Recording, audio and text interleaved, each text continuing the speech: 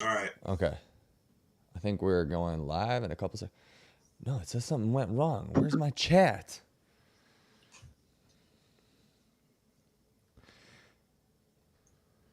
What's happening? All right, we're live. We're live.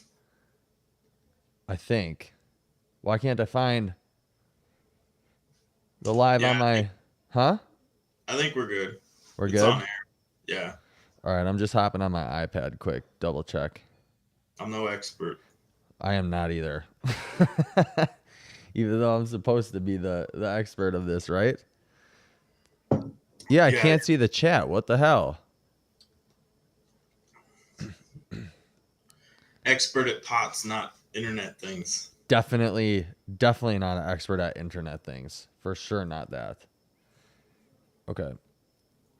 How can I view my own live is what I really want to know. Oh, Go. I gotta shut the door. The dogs are gonna go nuts. Give me a You're good. second. Go ahead, dude. Justin Quintero. Maybe I just look up myself.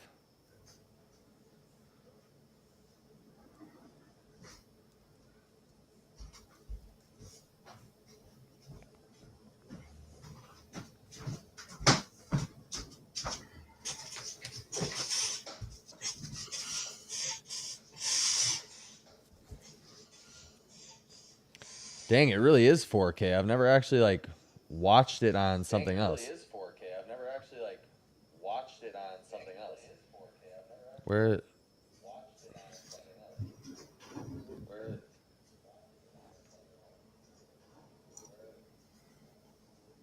Okay, there we go. I just shut it off. All right, you got a water bottle from where? What's the water bottle from? From Element.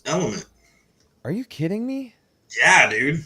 Why didn't I get one? I I saw was somebody else that stoked. got one too. That's bullshit. I was stoked. Yeah, what is it, a plastic bottle? Let me see that thing. Yeah, it's like a squeezer. You squeeze it. Ah. Oh yeah. What the heck? You got to be professional though. I got some on me. Yeah, I guess I'm not freaking, Riding a bike. which is crazy, dude, because what's it called? I've given them so much money, I don't even get one of these stupid water bottles. All right. I see how it is. Maybe they ran out. Maybe yours is just delayed. That's probably it. That might be it. When they reach out for sponsorship, I'm telling them no. What's up, dude? What's been going on? Living life, Yeah? getting better, getting worse. Okay. So, for anybody, Self-inflicted. huh? Self-inflicted worse though. Self-inflicted. Yeah. We'll Yeah. talk about that in a second here. So for anybody that's watching this live, do you want me to use your screen name or your actual name? Oh, my screen name. All right, this is Mick Saltzy. He's one of my he is one of my POTS clients. One of the dudes that I've worked with.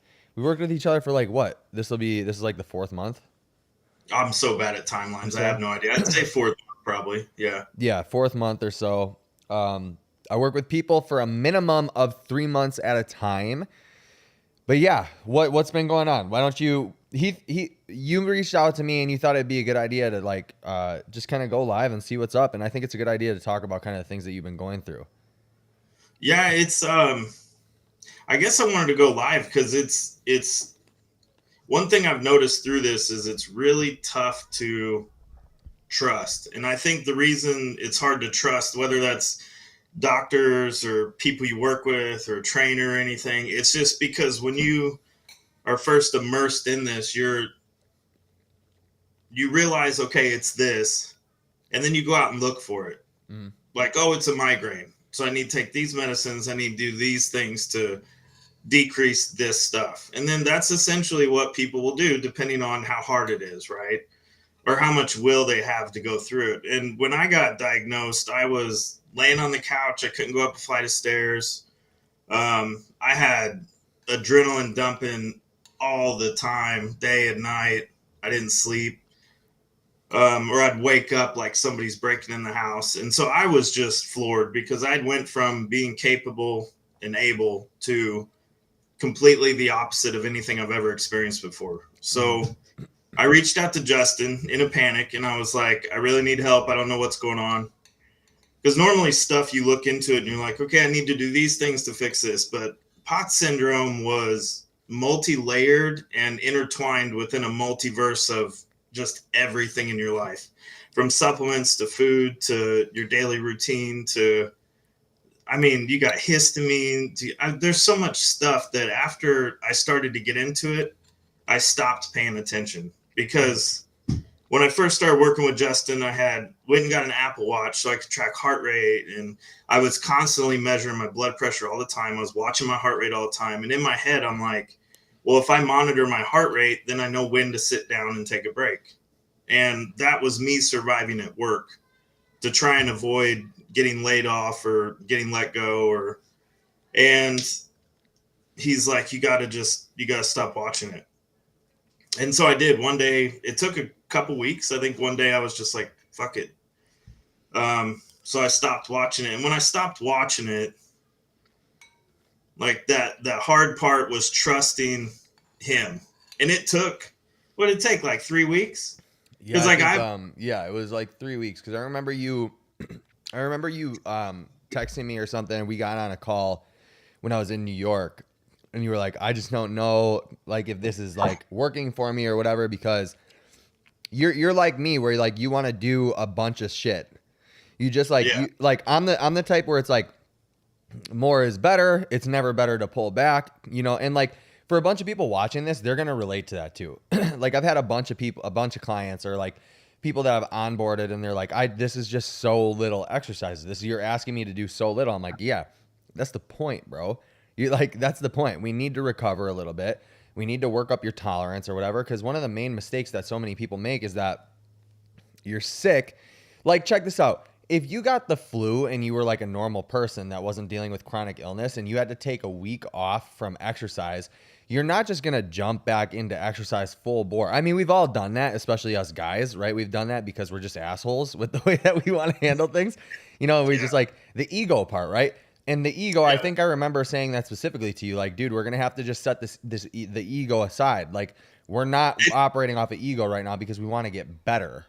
And you don't realize that. Mm-hmm. Like to you, as it's specifically speaking as a man, because that's the only thing I can relate to, or that type of person that just doesn't die, Yeah. doesn't give up.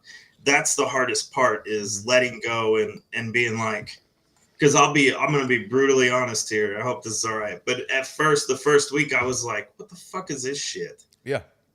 And then I'm like, okay, you just started with him and just relax. And then the second week, I was like, come on, dude. Mm-hmm. Like in my head, I'm like, and before we had our call, I think it started the second week Mm-hmm.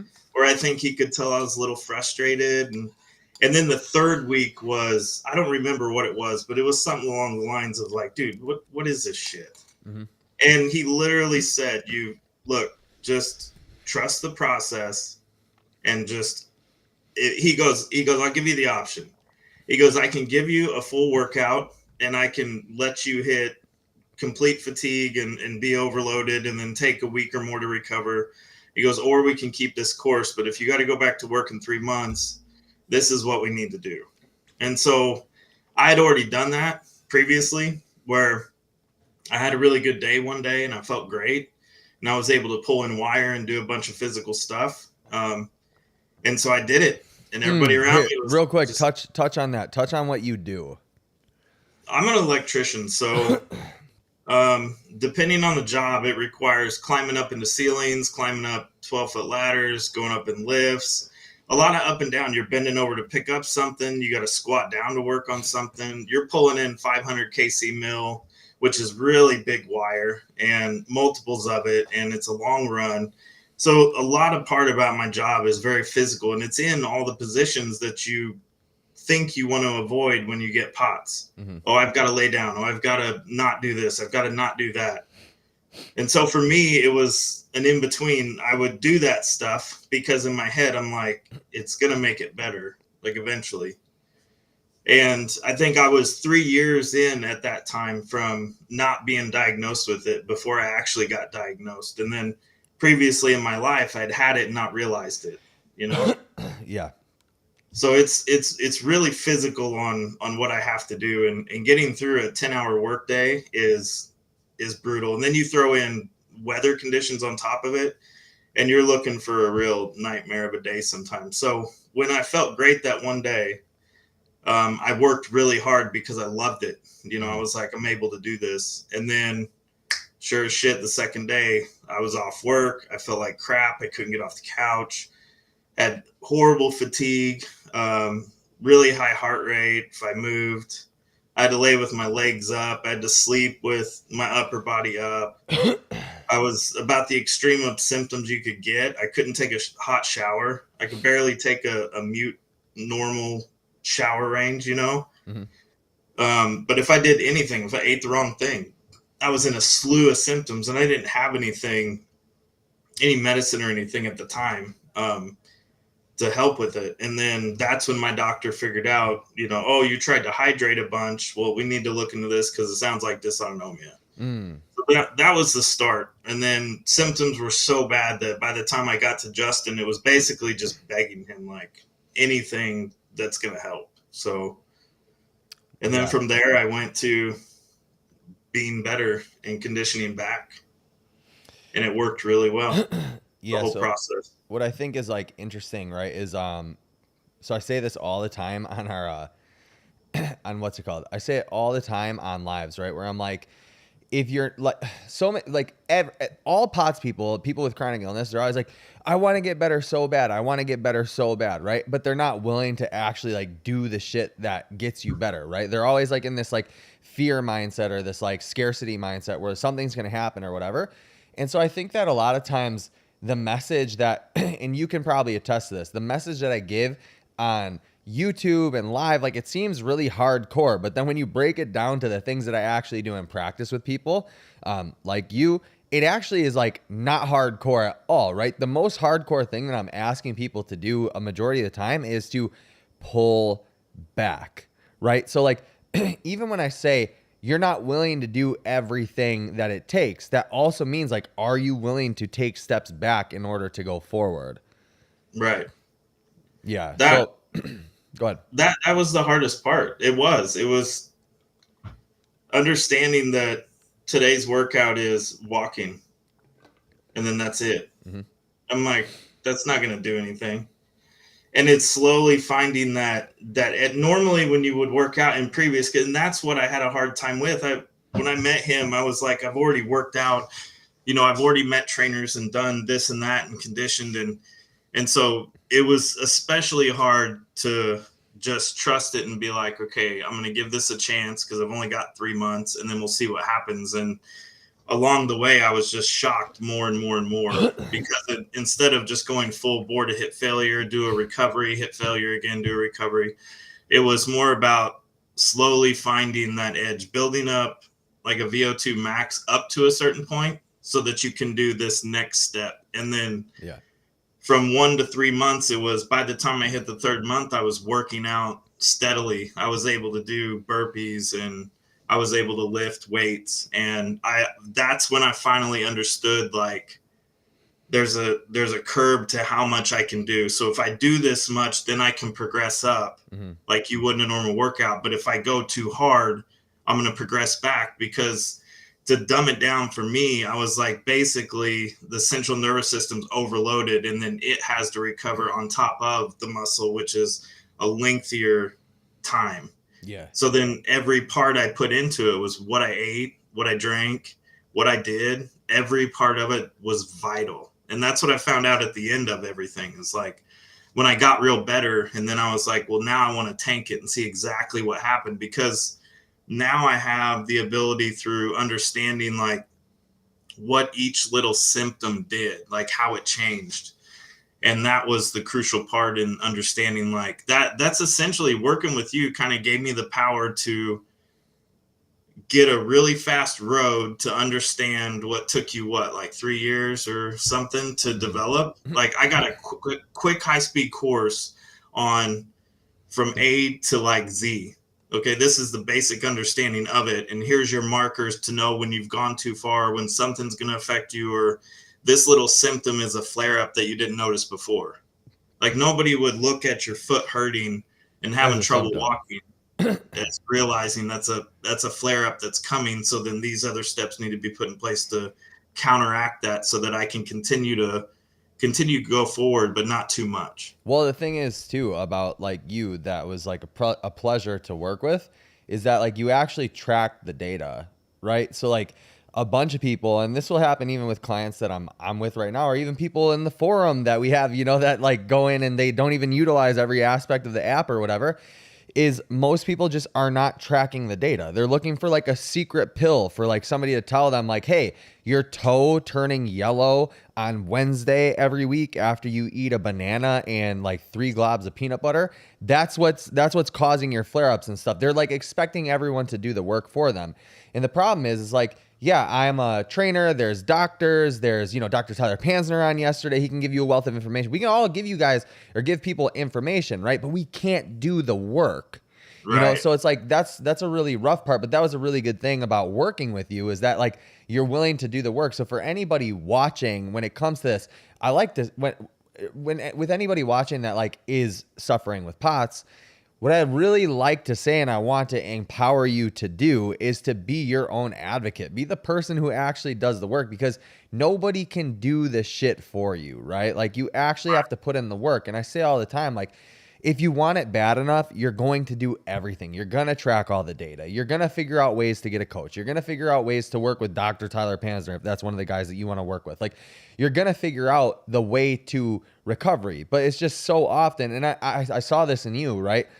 That you were sick of being a victim. Like you were sick of taking the victim mindset. Like life is just happening to me, dude. Life is just happening to me. But instead you were like, life's not going to happen to me anymore. I'm going to be the driver of this ship, and I'm going to be the person to dictate. And look, for a lot of people watching, I think they look at this is why I think it's so crucial to have you on, and then I'm going to have Casey on, one of my other clients, right? One of my old clients. But it's so crucial because they look at me and they watch my YouTube videos and they're like, you're getting on planes and you're doing workouts, like hardcore workouts or whatever. Dude, I'm like 3-4 years post recovery. You know, Dude, like I'm only 3 months. Yeah. Like I went 3 months and was able to go back to work, walk up a 3-story building, flights of stairs. My first week back was 100-degree work days and up. Yeah. That was it. Like it's the worst condition that I could go back into. Physically working, going up flights of stairs, and it's not a job. It's a job site. It's not in the parking lot, so you don't have a nice flat surface to walk on. You got things to walk over, not trip, big rocks. There's lots of conditions. I had my water. I had everything to set up for.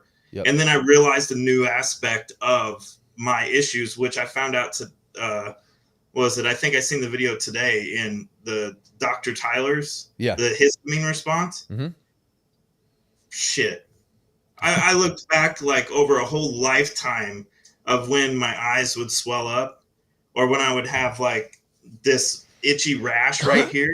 It was always around the summertime. It was always, you know, these certain things would happen. And then all of a sudden I had that happen on job site. I got rashes from the bottom of my foot all the way up to my knee on the back of my calf on both sides. And I had long socks on that day. And so everybody's like, well, it's a heat rash. You know, it could be from something on site. And then yesterday, my eyes were itching real bad. And they were starting to swell up, which is the first time that it's happened in I don't know how long. And my skin was itchy. And I felt like complete crap by the end of the day. It was horrible. And even in through the night, I went to bed at I think 6 o'clock and woke up at 7. I called in because I had so bad fatigue. And now from watching that one live, I realize it's a histamine response in my body. And I had no idea, like none.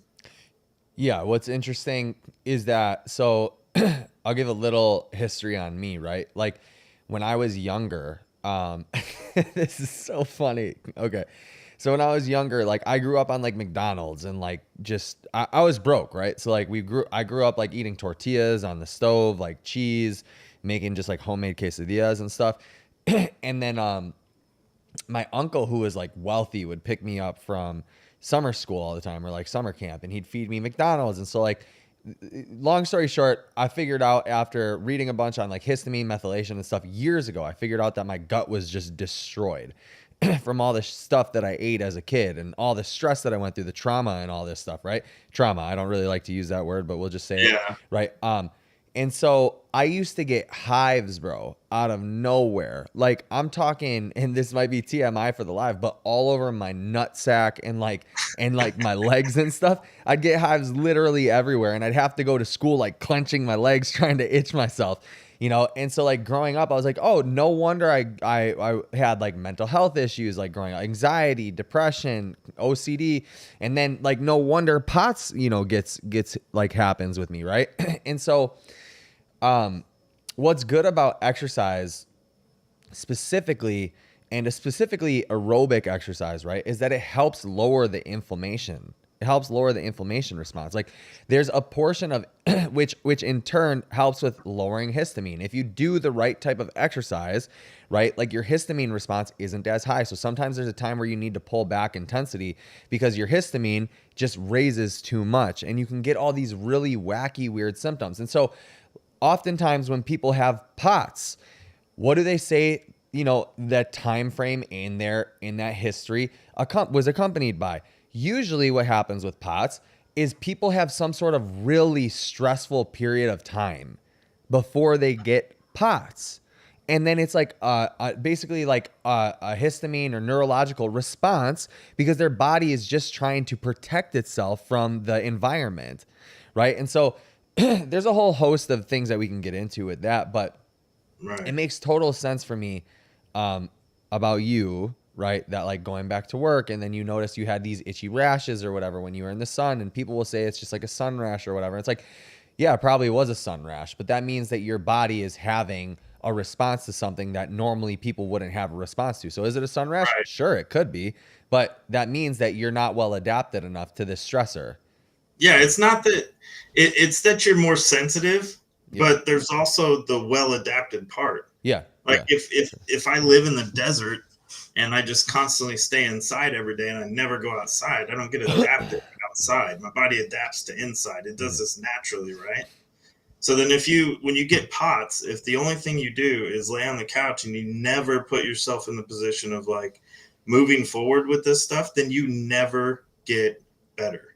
Yeah. Period. You never give yourself a chance. You just give up. Yeah. Why don't you talk to that a little bit more though? Because you had a little period of time where you weren't really like doing much, right? Oh God. So, and I'll be honest, like, and again, this is a man's perspective, and I say that because each perspective is different. We're Hmm. different people, when it comes down to it, I'm built to run after certain things in a certain way because I'm a man, Hmm. and I think it's harder for men, um, because when you're a man and you're in charge of providing these certain things, that's how you base your values almost. And a lot of men get sucked into basing their values only on those things. Um, but when I was laying on the couch, I literally thought like, well, let me back up. So the week before that, it was on a Friday, got diagnosed. You got dysautonomia. So then what do you do naturally in today's day and age? You go Google the shit out of that. Yeah. And then you go down a rabbit hole of just, you have a chronic illness, it's going to progressively get worse. It probably won't kill you, but it Yeah. also comes with these horrible side effects of like not being able to swallow, which is scary as hell, having trouble breathing, like turning white, dripping sweat, thinking you're going to go into a stroke. I'm like, I'm only 41. How is this possible? Hmm. And it's the symptoms that are terrifying. And then you get terrified to have the symptoms, but you have no control over it. Hmm. So the first week, I went into work that Monday. No, I skipped Monday. I said I need a day to process this because I was processing it all weekend. And then I went into work Tuesday with a pamphlet printed out, and my central nervous system was shot. It was so overloaded. Yeah. I didn't have anything left and didn't realize it. I was just trying to power through. And I walk into a few people, and every time I'd show them the paper and try and talk to them, the only thing I would say is, how am I going to keep my job? And, the realization that I could lose all of these things and, a way to live and whatever else. And I just lost my shit at work, crying. And then eventually they were like, why don't you just take off the rest of the week? Like, we get it, but damn, that's a lot for other people to process. Yeah, Like, for sure. because they have their own shit. And then when I got into it, everybody Thank you. around me damn near didn't really understand. And I couldn't expect them to, but it also hurts because you think that nobody gives a shit. Mhm. And you get kind of sucked into it. And I got sucked into it, and I got on Reddit and was looking around all these depressing stories everywhere. And everybody is just like, my life's over. My doctor don't listen to me. I can't get up and do things. And it sucks. It sucks. People have a part of this that's really hard to deal with, but I was dead for about a week. I was like laying on the couch, and I'm like, this is my life. And then eventually I was like, no, I can't stop here. I can't just die. I can't just go on disability and live. I've got a dog I've got to take care of. Like, I got things that rely on me and stuff. And that's when I chose, like, fuck this. I'm not letting this beat me. So then I went out and looked for other things, and then came across Justin's stuff. And that was the first fucking sigh of relief, because when I came across your videos, I was like, initially, I was like, this guy doesn't have pots. He's working out. Mm-hmm. How is he able to do that and still have pots? Because what I'm experiencing is fucking horrible. And he's over here working out and doing all this. And then eventually I was like, well, I'm just looking into this guy's shit without knowing anything. So I went back on his videos, and then I seen a progression. I was like, okay, here he's good. Oh, okay, here's where he went down. And then I got super defensive. I was like, well, he's just had it. He hasn't had it for like a really long time. So then later on, what's going to happen with him? And I went back and forth between hope and sabotaging everything for myself. And then eventually I was like, no, this works. I can see where he's gotten better. I see where there's possible limits on certain things, but progressing through that over time is what helps. And then that's when I reached out to him, and I was basically just begging for anything. And immediately he's like, start with salt intake. Let's do a consult. You know, get this much salt in a day and this much stuff. Start with the basic thing. And then from here, let's do a consult and let's see what we can do. And then that's where everything started. Yeah, it's interesting that you bring up that you thought that I didn't have pots too, because so many people, dude, so many That's why people, I'm bringing it up. yeah, so many people comment that. Thank you. I have my assistants grabbing me water and stuff. I'm just kidding. It's my mom. Um, she came here to hang out with the kids. Nice. Yeah. So anyway, it's interesting that you say that. Yeah, because so many freaking people like will come to the page and then they comment like, "Do you even have pots or whatever?" You know, like they say all this like outlandish shit. It's like, dude, I had pots before it was even a twinkle in any of your eyes. You know, like and I got diagnosed with it before there was any of this other like pots with andronermic or whatever, like all these different labels that people have. Like I don't even know the labels because I don't even think they're important. Do you know what I mean? So like I had POTS when it was just POTS. It's a part of dysautonomia. We don't really know much about it, blah, blah, blah. And then so what's interesting to me is that people will like reach for anything, dude. They'll be like, you don't have it because you're able to work out. It's like, hey, mother effer, why don't you look? My channel's 7 years old, 8 years old. Why don't you go actually look? Except for the things that like you've seen, you know? And then on top of that, I feel like I don't want to like go down this rabbit hole of like sounding like a certain way or whatever, but then it's like the tens of whatever people that I've worked with, like it's worked. Like multiply the results every single time it works. You know what I mean? And so, so anyways, with you though specifically, yeah, I remember, dude, and I can really empathize, especially being like a man having POTS, right? I don't think that that's something that's really talked about often, right? No, it's not. Because being a dude with POTS syndrome is really rough. I remember I was running my own businesses. Like I had 2 businesses at the time, right? And I just started to like have all these symptoms of like I can't breathe randomly, and I'd be with like clients, and then I'd be like, "Hey, I have a family emergency. I got to get out of here," you know. And I've never told these stories or like told anybody about this stuff because you know whatever. But I think it's time to like get a little bit more real with people, dude. I'm sorry, real quick. It's Can you blood. scoot to your right a little bit for me? Is it right I think so. or left? What? Try to scoot to the right a little bit. Nope, other way. Other way. There, yeah. Good. Okay. Good. Thanks. I you gotta remember, like, as a man, like, what you don't register real quick. I've had this problem personally, so I can't speak on anybody else. But it's blood volumizing is what's the big thing of this, right? Well, when you have a dick, blood volume is crucial. Yeah. It's fucking crucial. And like, as a man, not only do you have like issues with like fatigue and all this other stuff, but your dick is not the same when you're going through that stuff. Yeah. For me, it wasn't. It didn't work, I would look down at it sometimes. I'm like, what the fuck's wrong with you? Like, what happened? Where'd you go? What did I do to deserve this? Yeah. Yeah, but that was the blood. I just wanted to get the blood volume because it's different for men and women, and we're in a women-dominated like condition, right? Yeah. And so for men, there's no men out there really that have. I've seen you, one other dude that doesn't make videos anymore, and then that was it. That's really all I've noticed for men. Yeah, well, I think the hard part is, and like, yeah, we should speak a little bit more towards men because obviously I like to work with women. The majority of my clientele are women. Like, just being transparent. But they're a lot easier to work with, right? Because to be real, like surprisingly, they're a lot easier to work with. But like, it's men don't want to take instruction from other guys. You know what I mean? Like, we have this like thing in us that just doesn't want to listen to other people. Like, we're like, we know everything, we can figure out the research, whatever. Rightfully so. However, what I think is most daunting about it for men, right? Like, I just had a client reach out to me and say his wife is pregnant. And he's like, I have POTS.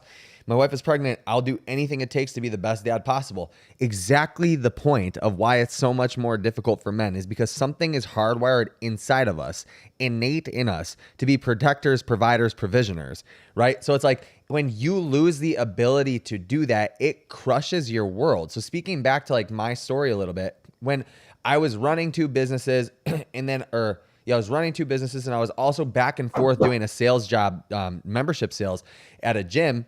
I was crushing it. I like, dude, it crushed my world. When I got the POTS diagnosis, I broke down in tears, and I don't just cry, like I'm not a crier.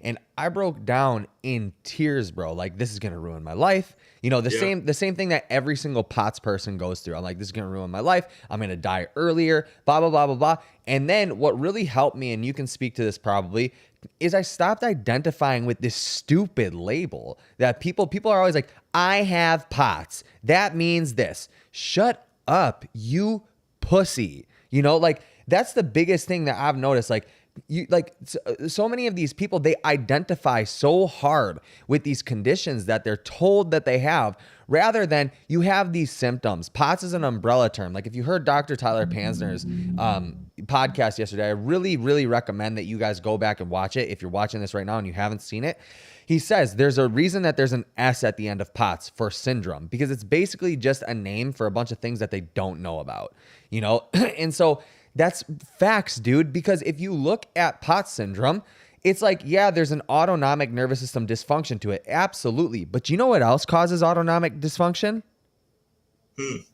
Every virus on Earth. Yeah. Every virus on Earth causes autonomic dysfunction. And so I think people when they get a label or they're searching for labels, dude, it like makes them think that they're doomed or damned just because they have a label. Like when somebody says that when somebody gets cancer, there's actual blood work for your immune cells to see if you actually have cancer. So yeah, there's a label that's there's a label that you should get for that. Absolutely. But this POTS thing is a grouping of symptoms. And by the way, not everybody experiences the same symptoms, but you can still be labeled under the same thing called POTS. And then everybody just thinks that they're damned to the same future as the next person. And it's like, sack up, dude, especially if you're a guy. I don't mean to be I don't mean to be vulgar to you men that are watching, but I think sometimes you need a big brother, right? Sack up, dude. Grab your nuts. And do something about it. It's not easy being a man. And this is coming from somebody who didn't grow up with men plentiful around to teach you shit. Yeah. And learning that way is even harder. You got to go get it the hard way because other men don't reach out to help people. Yeah. That's just what men do. Like, we're there to do our shit, and then we move on to do other things. Hmm. If somebody's there and they're willing to jump on and keep up, then by all means, we'll give them a hand. But if they're not, we throw them off the wagon and let them roll. And that's just men. That's how men are with men, and women are with women a different way. But Yeah. that's what we do. Like, there's a part of being a man where you literally just got to suck it up and move forward. Well, And it's because not easy, and it's hard to hear. yeah, dude. So like the point that I was trying, yeah, you're exactly right, right? Because I grew up without like a father figure in the house for for the majority of my life, right? So it's like I was raised by a single mom essentially. And then so like I was basically told get in touch with your feelings. Like you should feel everything. And like not that that's like bad advice or whatever, but it's not great advice for if you're going through something and you need to figure out solutions. Because if that were the case, then okay, I have pot syndrome. I'm gonna sit and mope about it all day because I'm experiencing this like shitty situation. So now I just have to cry it out and wait until it like leaves my body.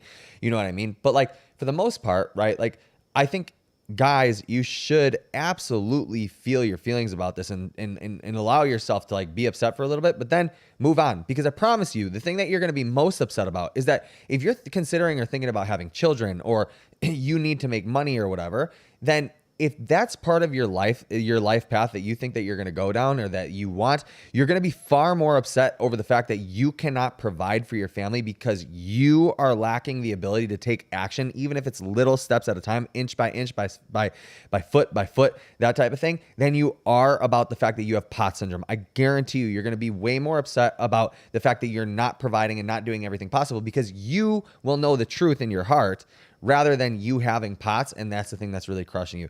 Mike, I want to take a second to just like read the chat real quick. A car. What's up, dude? I'll raise my hand to that one. Haha. Which one, a car? What are you talking about? Which part? EAF, deaf D. I don't mean to laugh if you're actually deaf, dude. But you wouldn't be listening to this because I don't have subtitles if you were deaf, right? He says, I grew up with undiagnosed POTS, 23 right now, and recently diagnosed. When I started treating it, it surprised me that a lot of my personality traits, anxious, can't focus, fog, weak, was actually POTS. Yeah, that's an interesting one too. You guys, W in the chat if you're liking this, and if you're here, like the video if you are liking it so far. Because it helps kind of spread the message and it helps spread into the algorithm. And obviously we want to help as many people as possible. Also for resources on POTS, go ahead and click the link in the description. And there is a forum that Mick is super active in. He posts videos here and there, not so much lately, but we're going to get him back on that train. Yeah, there's a reason they haven't been lately. Yeah, and that's okay. So yeah, there's a lot going on in there. People chat or whatever. We want to get the thing more active though. And I'd like to see a lot more dudes in there, to be honest. I love the women that we have in there. They're all amazing and they do really good and they're all recovering very well. But I want to see some dudes in there because I know that dudes thrive in community and in numbers, right? And in tribe. Dude, so, and it's tough when you're a guy, like naturally, I think you just sit back and you kind of blend into the background because as a guy, like we try and move through stuff in a different way. We're not used to reaching out or being comfortable with that. And in this community in particular, times before I didn't. And this one, I just kind of like when I got POTS and everything else, I didn't have any shame left. I was like, I'd already hit the kind of peak of shame you can have in a lifetime. So yeah. I just was like, fuck it. Here it is, hoping that it helps somebody else because there wasn't anybody there to help me when I was going through my stuff. And that was a really rough, lonely, shitty time. So yeah. And dude, I mean, it's like, again, speaking towards a man, I forgot my brain is everywhere right now. But I forgot to kind of like finish what I was saying. So like I had that period of time where like I finally got the diagnosis. I was like, I broke down, tears, blah, blah, blah. I was kind of a pussy about it, as we all are. And that's okay. You can be a pussy for a little bit, right? But I would like run out of like away from my clients or whatever. And eventually I realized like this is going to actually ruin my life if I keep allowing this to like get a hold of me. So then I think that the interesting portion, and maybe you can speak to this too, is like controlling the anxieties and realizing that some of this is anxiety. Like it's not just this autonomic nervous system dysfunction. Like it's not just POTS. It is also, I genuinely think, dude, that POTS should be put in the DSM-5. The more that I'm talking about it with people, do you know what the DSM-5 is? No, I've heard of it, but I haven't really paid attention to it. Yeah, the DSM-5 is basically a psychiatric book that has all of the Okay. diagnoses in it. But I think that POTS should be like a subtype of an anxiety disorder because there are the physical manifestations such as like, people pass out or whatever. And we can go through the nuances of what that actually is, if that's actually a characteristic of POTS or not. I tend to not believe that it is because the majority of people that I have worked with, I've had people that pass out and have syncope episodes. But the majority of what I've worked with are people who are afraid of the possibility of passing out rather than actually passing out. So yeah, but anyway, one of the things that I really had to come to terms with was that not that doctors were gaslighting me, that I was having anxiety episodes. And the majority of people with POTS, guess what? They had anxiety episodes before they ever got diagnosed with POTS. And to think that you can separate the two, where your anxiety isn't adding to your symptoms or your symptoms aren't adding to your anxiety is asinine to me. It doesn't even follow a line of logic. And that's one thing that I'm really trying to be keen on with people is, look, you have to somehow separate yourself from your own thoughts and follow the patterns of logic, right? And it's tougher. It's tougher than just in general if you have POTS. Yeah. You got a whole slew of stuff. Like anxiety is part of it. It's going to lead to other stuff that's going to happen. If you can minimize the anxiety, then yeah, you're going to limit other things that are going to happen. Yeah, for sure. I'm going to read the chat real quick. Austin Rowe, W's in the chat for the life of the EverFit community. Mick, you know Austin in the community? Yeah. Yeah, he's on your side, dude. Nice. Akar, it sucks as a dude with this stuff, especially if you're competitive. Dude, Akar, 100%. I mean, I'm a competitive powerlifter, and or I was a competitive powerlifter, and when I got POTS, I was like deep in preps. Like I was deep in like getting like a strength cycle. I had just got out of a bodybuilding prep, honestly, like probably 6 months before I got diagnosed with POTS. And then I was like ramping up intensity for powerlifting. And then now I have CrossFit, and even sometimes like, on my journey to trying to become pro at some point, like even now I have some symptoms too. And I know that you were like a heavy weightlifter too before. Mick. Yeah. Dude, it's tough. Like when I got a new bar ordered one day and it was 45-pound bar, and I dragged the fucking box over or the tube, and I get the tube off and I put it up there, and I was like, I don't know why I thought this, but I thought they sent the wrong bar because this thing was way too damn heavy. And then I realized it was a 45-pound bar. After 3 years of deconditioning down, like just worse, and it's so slow and progressive that you don't notice it until you get far long enough. From a 580 deadlift to having a hard time picking up a 45-pound bar. For sure. Hey, Hubley or whatever this guy's name is in the chat. Were you in the chat this week at all, Mick? A little bit. I've been busy, but a little bit. Okay, hold on one second, because Hibley, HBLY, I don't know how to say your screen name or anything, okay? Bro, you crazy. So, Hibley, this guy. I want you to tell me what's crazy, dude, because you sent me an email the other day, and I'm actually curious if you will let me, or if you will allow me to read your email, because it was, how do you say it? Criticizing me. It was a criticism towards me. Jazan, we fight so hard to not be sent to only a psych by doctors without a diagnosis. Even so, saying it should be in the DSM is for sure a controversial take. Yeah, it's a controversial take. I think that I just look, something that really bothers me about this chronic illness community. Mick, you tell me, you spend more time on the Reddit forums and all that stuff than I do. But what really, really bothers me is how sensitive people are to takes, right? So like, look, I believe that it should be in the DSM-5, and I don't think that there's anything wrong with that, right? And it's people like, dude, I think people forget when I'm saying all this stuff. I had POTS syndrome. I had it. Like, and I still deal with symptoms of POTS. And I'm saying that I think that it should be in the DSM-5, because I know I've been able to be more objective instead of my subjective experience. I've been able to be philosophically objective about this and say, hey, my anxieties feed this thing. My anxieties feed this thing. It's not just things that I'm manifesting or that my body's manifesting because there's some sort of dysfunction. Is there a physiological part to this, like where you have blood pressure issues and you have heart rate issues?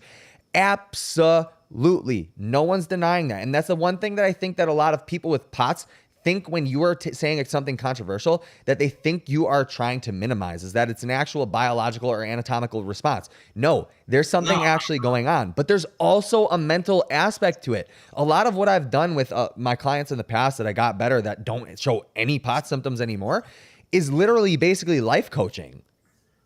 Like teaching them how to get away from the negative thought loops or negative thought patterns. And that seems to do a lot for people, right? Erica says, W. Mick, thanks for being so supportive in the community.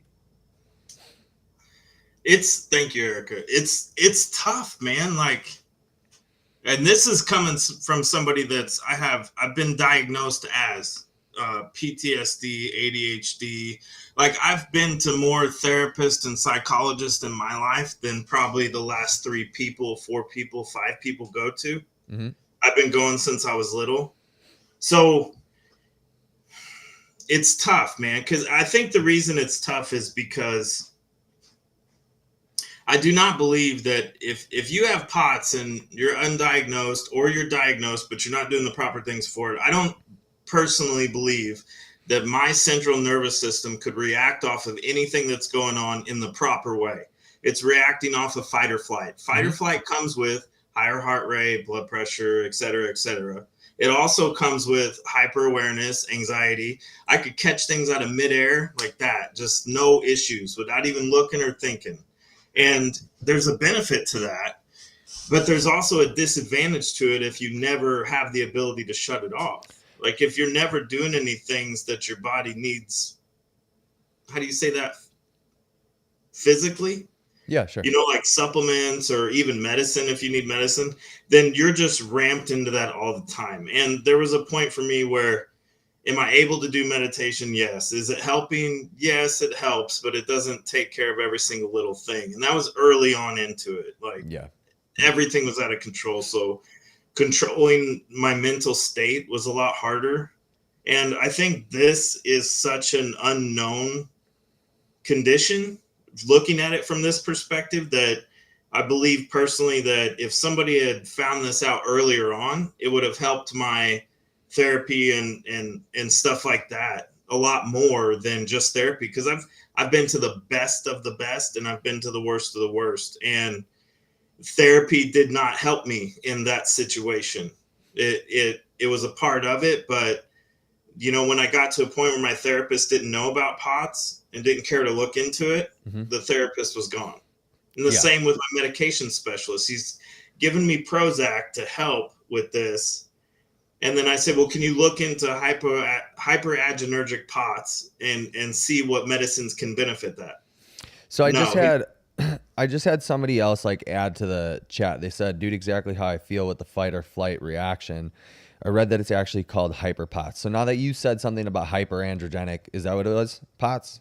Yeah, I have hyperadrenergic POTS, or androgenic, however you say it. So Mick, talk to me about this, because I go back and forth on this all the time. I'm not claiming to be the arbiter of the truth or anything right here, but how helpful and how useful are all of these labels? Really?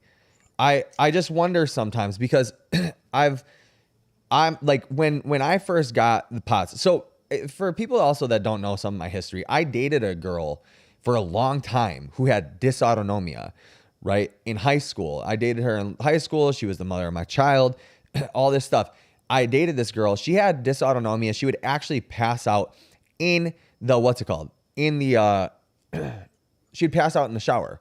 She had multiple episodes of that, right? But back then, and even as far as when I got diagnosed, there was none of these other labels. And so something that I want to touch on too real quick. Jazan goes, yes, I know you mean that it would be in there and then still get actual treatment that works for POTS. So what I'm about to say can go with the label thing too, is that there's no standard of treatment for POTS syndrome. Right. There's no standard of treatment. Like, they have not come up with a standard of treatment. The reason being, the symptoms are so variable and people experience this all in different ways. So what do you think? As far as what?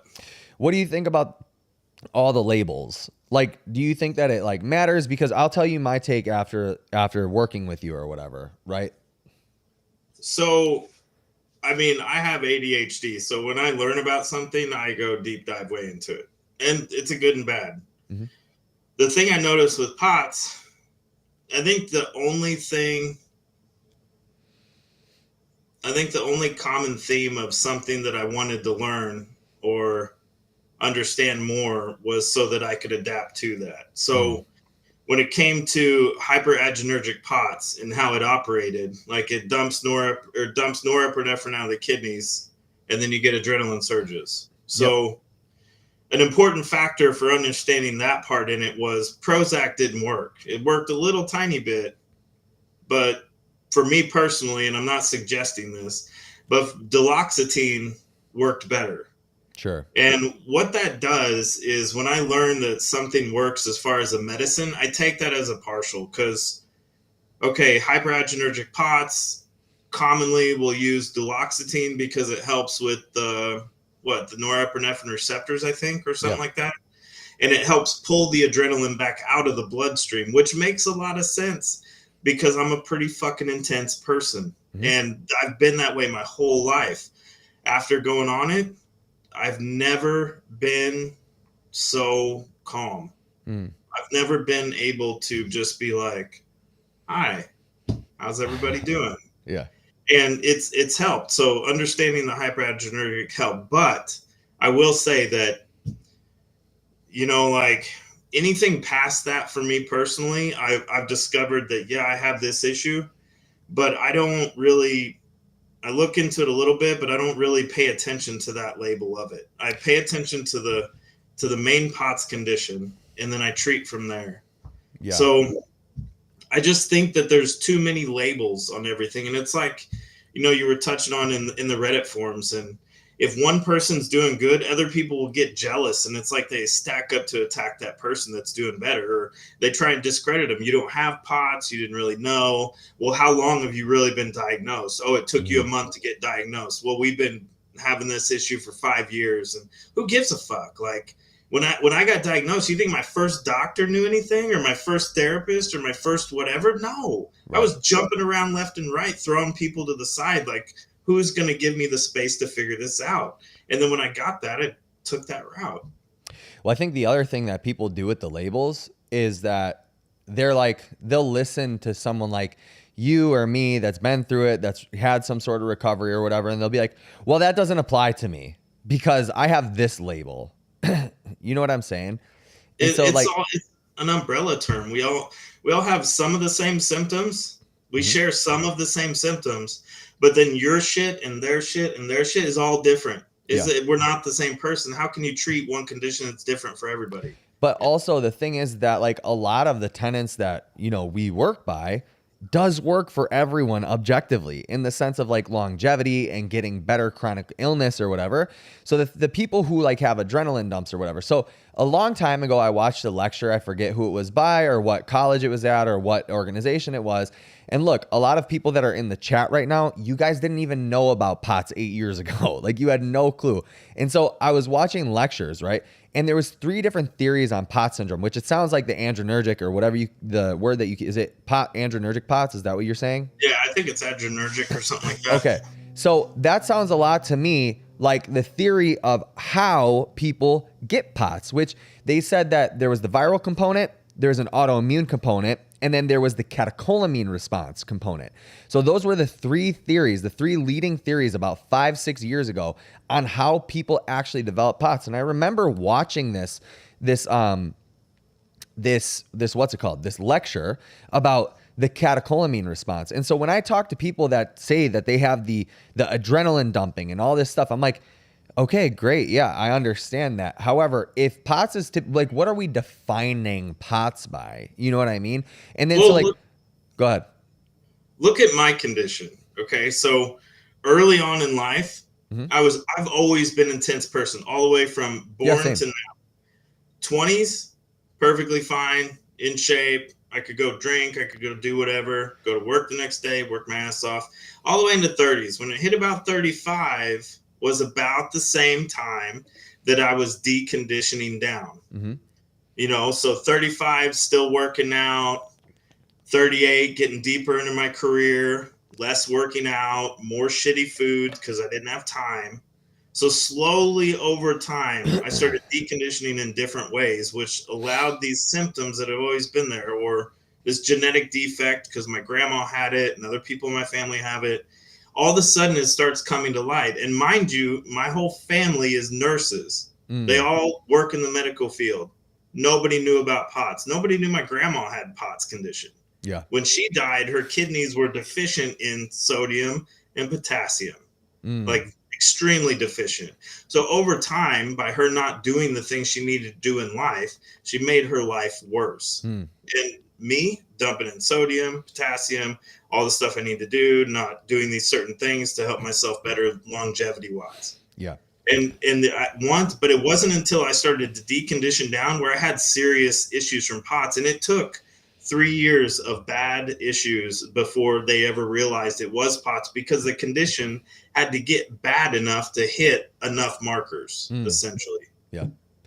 So yeah, I hear what you're saying there too. Man, there's so many places that we could take this. I just I like know it's hard for me to stay on topic. no, same. I mean, because the problem is that like I'm in a rock and a hard place with this because like I'm like reading the chat and I'm also like thinking about all of the basically what I would like to like use as excuses that people have that they can't like do anything or get better or whatever. And so like there's so many things that I want to hit. I want to talk specifically. Let's read the chat real quick and then we'll go from there. Yes, literally sitting down. Hobley again says no, it increases. I am convinced that this person, male or female, whoever this person is contrarian just for fun. Like, look, I'll promise you, you guys, me, Mick, me, you guys in the chat, none of us are experts in this, right? We just have our own experience, right? We have our own experiences of working with ourselves or with people. Like I have a bunch of experience with working with people that have POTS. I promise you guys, like we can't talk. None of us can talk as if we are experts, right? Like we can't like sit here and tell people no or yes or no or yes for things. I don't know. The person just said no to me calling them contrarian for fun. Knitter Gritter says, yes, literally sitting down watching a movie and all of a sudden feeling like you ran a marathon with your heart rate sky high and adrenaline going is crazy. Not fun, lol. Def. Usually people are a mix of all, but I think it's only useful for when someone is very spiked in one direction. Hyperpots needs clodine, etc. Clondine, etc., where others don't. Look, I think that if you guys are having adrenaline dumping issues, the catecholamine response thing is something, the thing that I just mentioned. If you guys know what catecholamines are or don't know what they are, it's neuroepinephrine, noradrenaline, adrenaline, things of that nature. They're different neurotransmitters that kind of cause these responses or whatever. I highly suggest you listen to Dr. Tyler Panzer's episode from yesterday, or you go and reach out to Dr. Tyler Panzer. Because if you're having adrenaline dumps, if you're having all these neuroepinephrine issues or adrenaline issues, there are ways that you can take care of that nutritionally and vitamin therapy type stuff. You don't have to get on drugs for this stuff, right? And so this is part of the reason why I don't think that these subtypes of POTS, in quotes, are even helpful. It's just another symptom that you're experiencing. You know what I mean? That's what I think is really the thing. And I think that people get it wrong when I'm talking about this and they're like, that I'm not acknowledging that these things are real or whatever. No, it's real, but it's just another symptom. We don't need a whole other label for this. Jazan, my POTS does well on clonidine. I don't have hyperpots. Well, that's good. FDEF, again, interesting. Which part of it responds? The tacky mental state, all do you need a blocker to? What is that question to, FDEF? Hubby said no. I don't know. Jazan said something again. He keeps my heart rate from going up too far and keeps my adrenaline normal, but for both, I still need propranolol. Together, they are great. Helps my ADHD, mast cells, and I have no more sinus tachycardia. Well, look, I think, just to go back, I think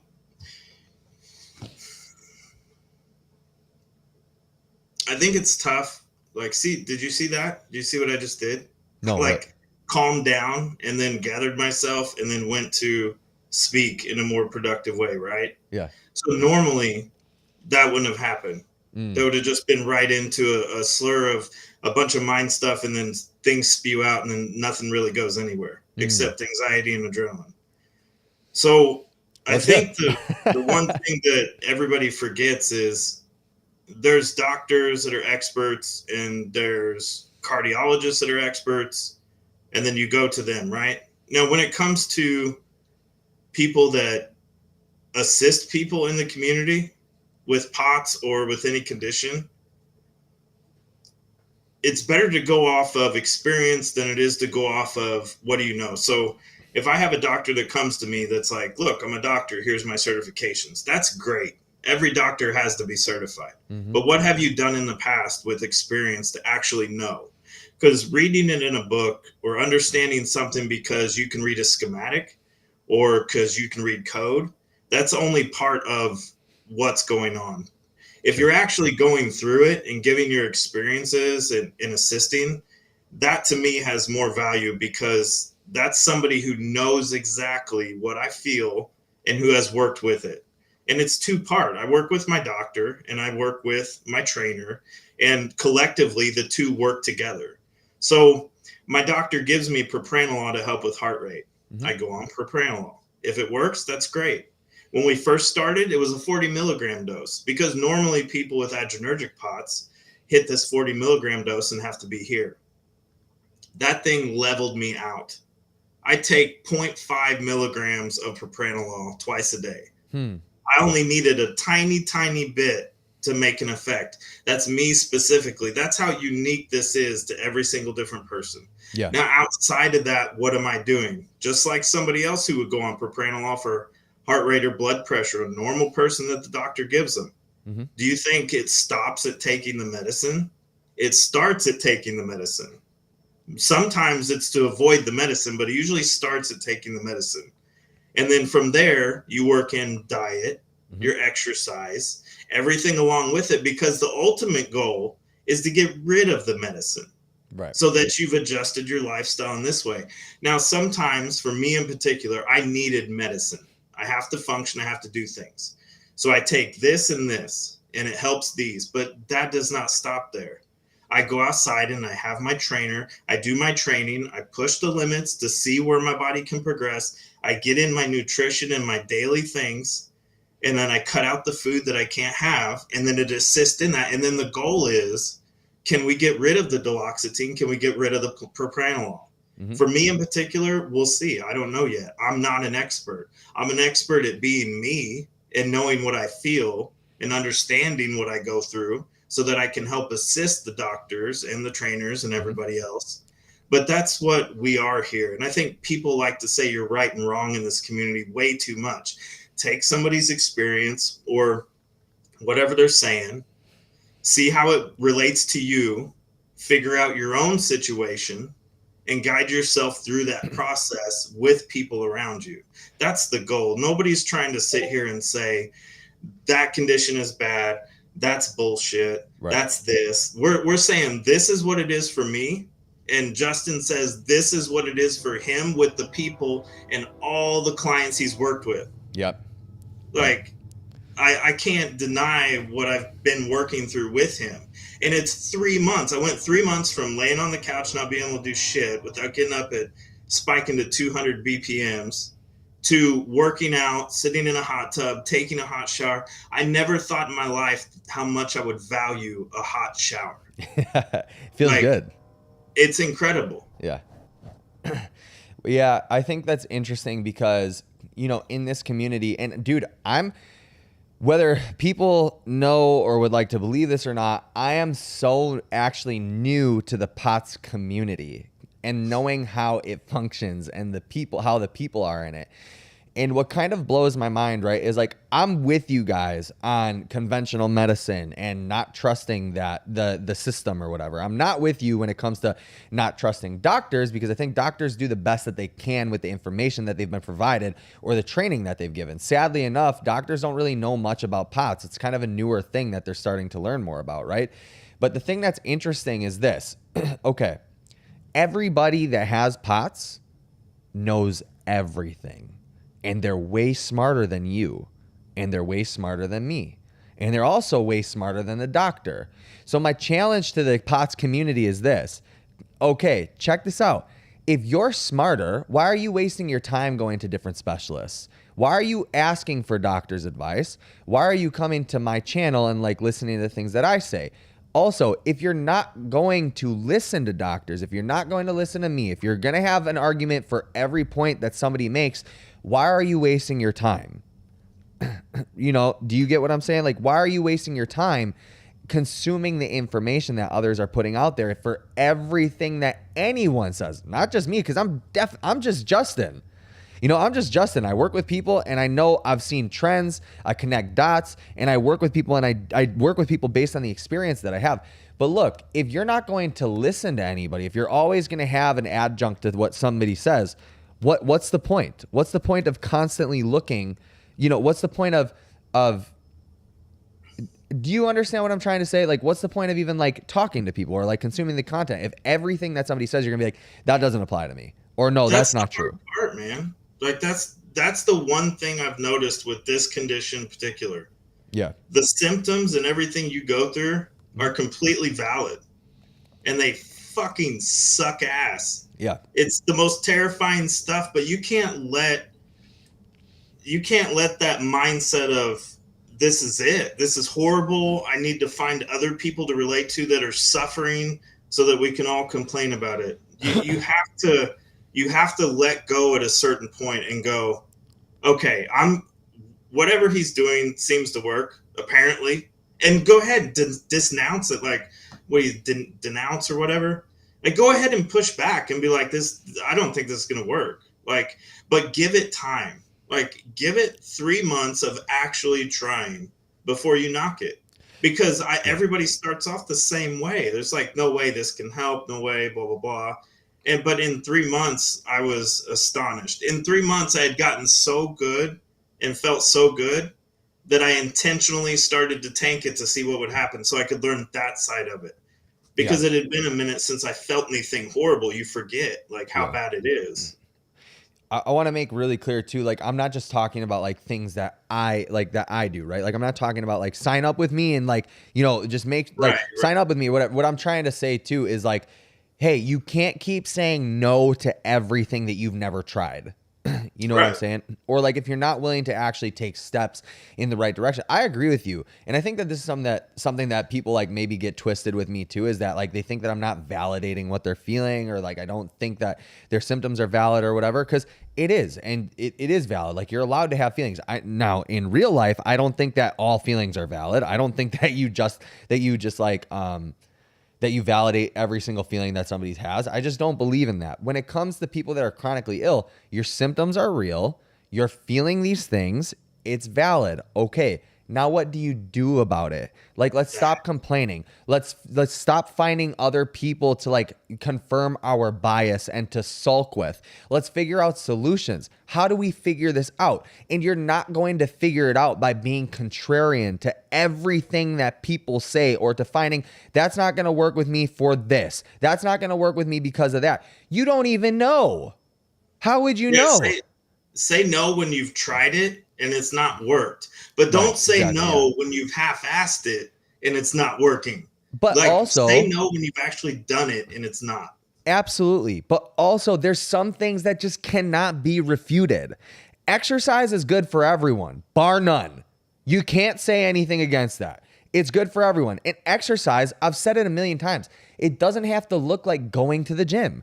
You know how I told my mom to start exercising was going for walks. Like, go for walks and then prolong those walks even longer. That you can build an aerobic base doing that stuff. When it comes to diet, Diet, bar none, is one of the best things that you can do for yourself, is to figure out what foods work well with you and what foods don't work well with you. I don't care if you're chronically ill or perfectly healthy, in quotes. Figuring out what foods don't make you take shits all day is a good thing if you're healthy or you're not. Like, even somebody who operate, like, there's so many, I'm convinced that 80%, like the population is nobody's working at 100% capacity. Everybody's kind of used to working at like 60, 70%, but that's what's normal. So we think that that's 100%.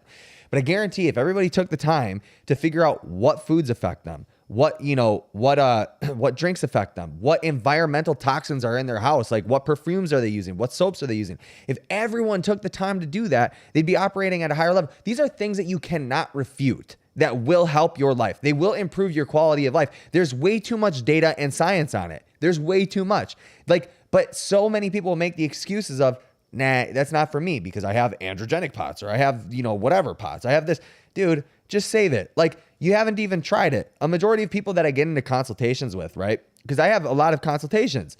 When I talk to them, they'll say no. And I go, well, have you tried? No, but I just know because of this. No. You don't know because of whatever you just said. Like, you haven't tried, so you wouldn't know. Mick, I'm going to read the chat real quick. Hey, real quick. Yeah. So the exercise, and this is funny. I'll touch on this really quick. Yeah. So I had this like rashes on my legs and all these issues this week, right? Sure. I haven't worked out for a week. Mm-hmm. So not working out for a week doesn't let histamine leave my body. Because normally I was working out 4 days a week. Histamine's leaving my body consistently. Oh, right? Wait, hold on. Let's touch on that real quick. So Yeah, Mick started out with 2 days a week of exercise, and he's up to 4 days a week now. With weightlifting. The first 2 days was just minimal little things that I was having a hard time even doing because it was just thought it was stupid. It was just walking. I realized how important it was. Walking and rowing, if I believe. Yeah. If I can remember. Yeah. But yeah, I stopped working out because I essentially got better. And then I was like, well, let's see what happens whenever I do everything you're not supposed to. I want to see the symptoms, the timeline. I want to see what happens. And now I can put together even more things. Yeah. Wait. Say that again. Say that again. Well, I mean, when I got better, I had gotten so much better that I was living life at 100% with the minimal breathing issues on certain things. Yeah. Outside of that is short of breath. Outside of that, 100%. Yeah. Well, I forgot what the symptoms were like. And I was like, I realized that I get a pain in my arm right here, this little tiny muscle. Yeah. And I realized that that's a flare up coming. That's one of my symptoms that something is off. And now I need to adjust a little bit to be able to increase so I don't have that flare up. I'd gotten so good at just getting control over it and recognizing it. I wanted to tank it to see what kind of symptoms I would get and what would progress. And the first symptom that kicked in was extreme shortness of breath. It came back right away. This is why tracking data is so important, guys, because Mick knows the little nuances that will set him off or that come up before he gets an actual flare up. And when he notices that, he can make adjustments to his lifestyle. But that takes like extreme attention to detail and people actually doing what I tell you to do, which is go ahead and mark down every symptom that you have so you can track trends over time. You were going to say something about histamine and exercise, that you like stopped exercising essentially for 4 days. And so the histamine couldn't exit your body. Yeah, I have never had a flare up this bad where I had rashes and stuff, or like the stuff I'm having was stuff I had when I was a little kid.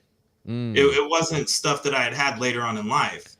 So I was like, what would happen if I just didn't work out? I didn't work out. I didn't move around as much. I ate all the food you're not supposed to. I did all the things you're not supposed to, just so I could cause symptoms to see what would happen. And the symptoms literally came up and slapped me in the side of the face out of nowhere. Yeah. You guys, I would not recommend this, by the way. Yeah, seriously, don't do that. After 3 months of progress, it was like, it sucks. Yeah. But I'm the type of person, I've got to know every little detail. Once I realize this pain in my arm is a flare up, or the pain in my foot, or my muscles cramping, I'm low on potassium. If I can notice certain things now, oh, I'm low on sodium. Oh, I need more water. Yeah. Oh, I need to add another packet. And once I do those things, the next day I feel better. Dude, I But mean, even for me, right? Like I still I'm gonna get more real on this page and like let people know in on my experiences too. But even me, I was just gone for 4 or 5 days at a big CrossFit comp, right? And I didn't do much walking. I didn't have many steps. I was staying on top of my hydration, but my nutrition was heavily lacking. And I wasn't able to work out. And so what happened? I got a little bit deconditioned. I got detrained. And like I had to slowly ramp back in my volume of training and my work intensity and stuff like that. And I know that my heart rate was skyrocketing from workouts that like did not crush me before, and that's all part of this. So like, I don't recommend doing what you did, like where you just like completely bail on it or whatever, just to see. yeah, But I do think that what you did is important in the sense that like when you do get better, there are things that you can then experiment with to see what will set you off. I do think that that's that's important to it. do. Yeah. I really wanted to know, like, because I've realized how important exercising, like, for instance, my like daily steps, Hmm. super important. They're just as important as my hydration every day. Yeah. There's certain things in this that have to be kept up daily. Yep. And then there's certain things in this for me that have to be kept up weekly. Mm. So my workouts are weekly, right? And then my daily stuff is my element packets, my water, my food, and my sleep. So if one of these things is off, then I'll have X amount of symptoms. Yeah. Or if the other one's off, I'll have different kind of symptoms. And that's where I wanted to see like how important it was to work out every day. Well, what I've realized at the end of this little experiment, this dumbass experiment, Mm. was what I thought. And it was every single day is vitally important. Mm-hmm. Everything you do every day is so important that if you don't stick to it every day, at least 80-90%, certain things, then you will have symptoms regardless and you will never progressively get better. Mm-hmm. But, well, not to say that, but I just want to stress the point of like how important it is, like walking, working out, and certain things. If you don't stay on these, then you don't get better in 3 months as quick. It takes longer, Yeah, for and sure. being able to avoid flare-ups and stuff like that was part of it. So now we get to see what it's like to go back up once I dump in everything and I'm back on every single little thing and not doing these things. Then I get to find out how quick do we recover? How does the body handle it? How's the nervous system doing? How are the flare-ups? How is everything else? And I bet you it'll be about a week or so, Mm-hmm. and the body will probably adjust pretty well. And trust me, I ran it through the ringer of like doing things that you should not do. And that's essentially what my grandma did her whole life. Yeah. She was like, this is my life. This is how I'm going to live it. And she smoked cigarettes and she ate fried foods and she ate like crap and she didn't move around a lot. She sat in her chair, and that's not the life I want. I want my kidneys to be healthy and happy and my heart and everything else. So I'm going to give it potassium, sodium, everything I need to, so I can enjoy life. Yeah, for sure. Yeah. Let's hit the chat real quick. We got quite a bit. This is a good live, dude. W's in the chat. Like the video if you haven't liked it already, because Mick is crushing right now. Dude, this is fun. It's You're- nice to do this. You're a fan favorite right now, dude. A car. My heart rate is basically back to normal for the most part. Then again, I've worked too hard for it to not to be active or not to be decent. LOL. A car has been working hard. A car is a client of mine. He's been doing what he's supposed to do now. So proud of you, dude. Good Nice. stuff. Def. That's awesome. I'm surprised it doesn't tank your blood pressure. I think that they're having a side conversation about certain, certain medications. I'm not going to touch on medications much or give medication advice because that's definitely not my wheelhouse. Erica, that's amazing. Erica, dude, I'm happy that you're in here. It's been a long time. Jazan at 3 pills. It fully replaced propranolol, but a tank. Okay. Erica B. Mick, preach. F Def. Gotcha. I tried beta blockers, but they dropped. I'm not going to read any medication comments, because I just don't think that that's place. I don't want to be, having anybody mix up for medical advice. Elizabeth Nelson, these words are powerful. Thank you. Absolutely. Thanks for being here. Erica, check out your diet too, F-Def. Justin taught me that. Yes, ma'am. Yes, ma'am. That's a cute puppy, dude. Thank you. Jazand. Yes, Panzer, low histamine and mast cells helps my brain fog a lot, like a lot. Yes. Hibley, Seeking Health has good histamine supplements. Yeah, the one is called, I think, Histamine Block. That's a really good one. Erica B, what is Pansner? It's that was the podcast from yesterday. Jazan, Dr. Tyler Pansner is from yesterday's interview. Erica, oh, now I understand. That was an interesting interview. Def D, doesn't hurt to try again though. I keep seeing it pop up. So real quick, some house cleaning. Next month, let me look at what the dates are. Next month at, what is the 8th?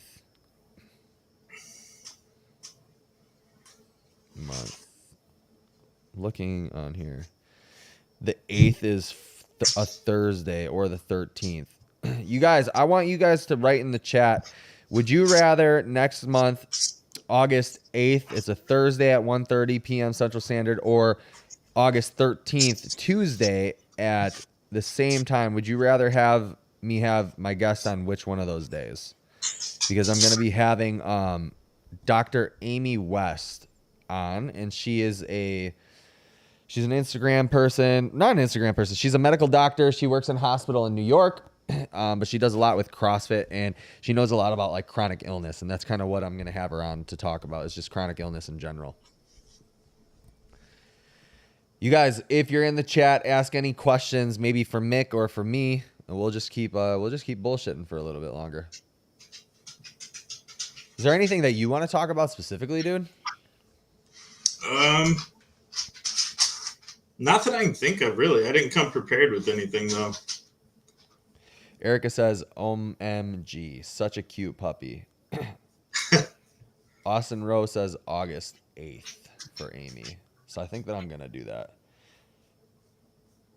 Yeah. Is there who would you like to see on, Mick? Fuck, I don't know, man. I mean, the people you already got on kind of blew my mind already. Yeah. The one with the doctor on there, that's still, I'm trying to process that one.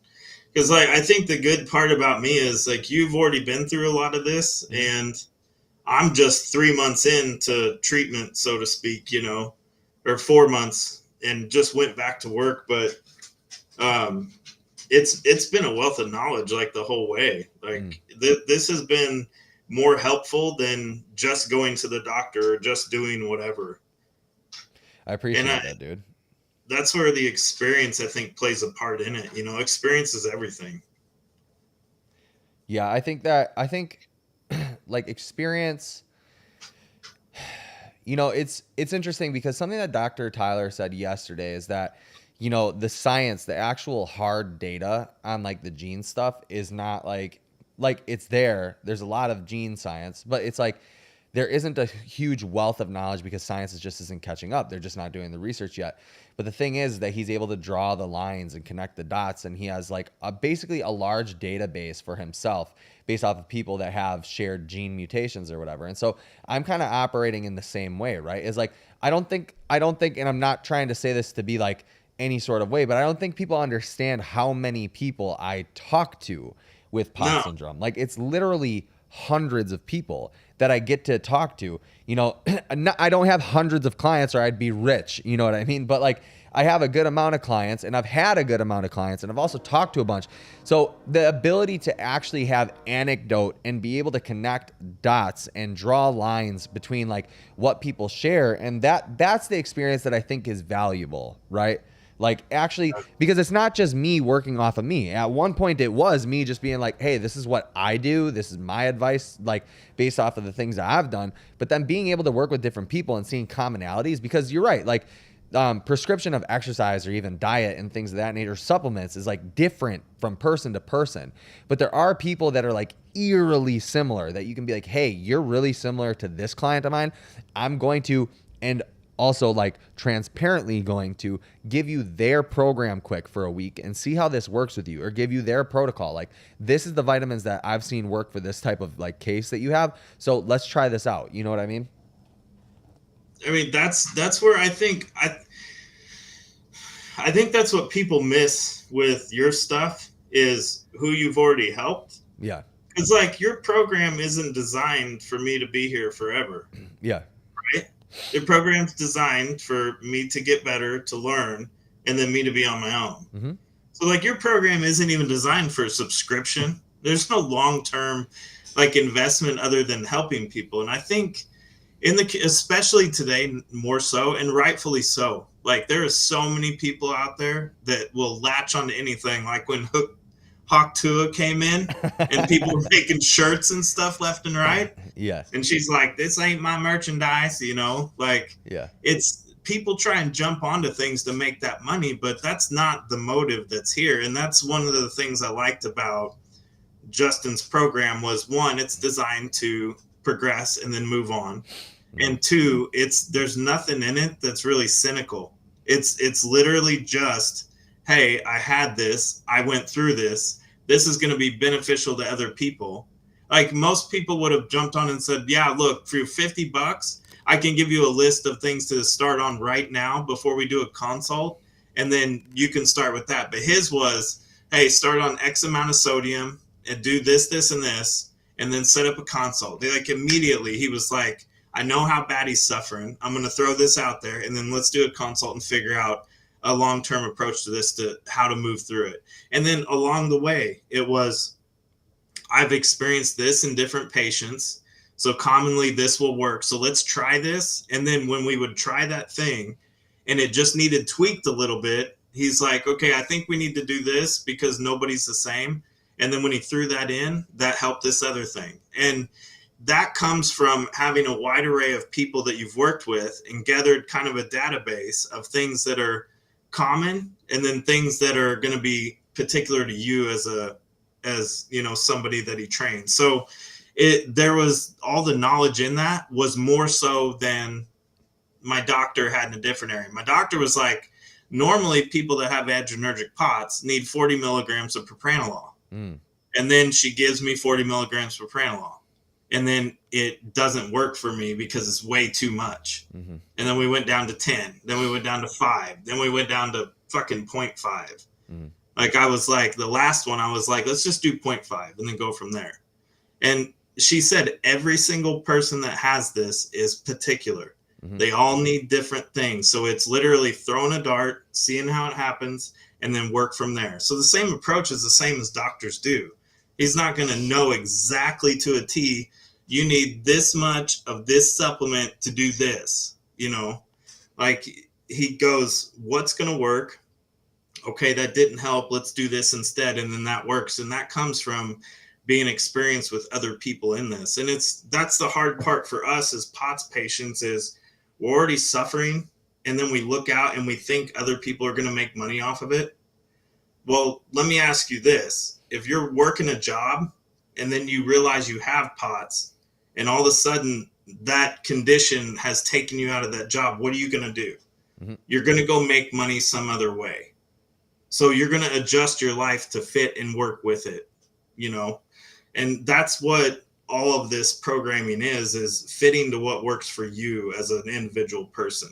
Yeah. And I think people are just too worried about, well, you're going to make money off this and you're going to do that and blah, blah, blah. Well, kudos to people that are doing good with POTS that have a great life. Congratulations. I would like to be there. You know, what can I do to get to that point? You know, I think people are just so worried that everybody's trying to screw everybody over and they're limiting what's going to work. If I go to this guy online, this random guy online, and he's like, I know everything about POTS and it'll cost you $500. I can have you fixed in a week. Right.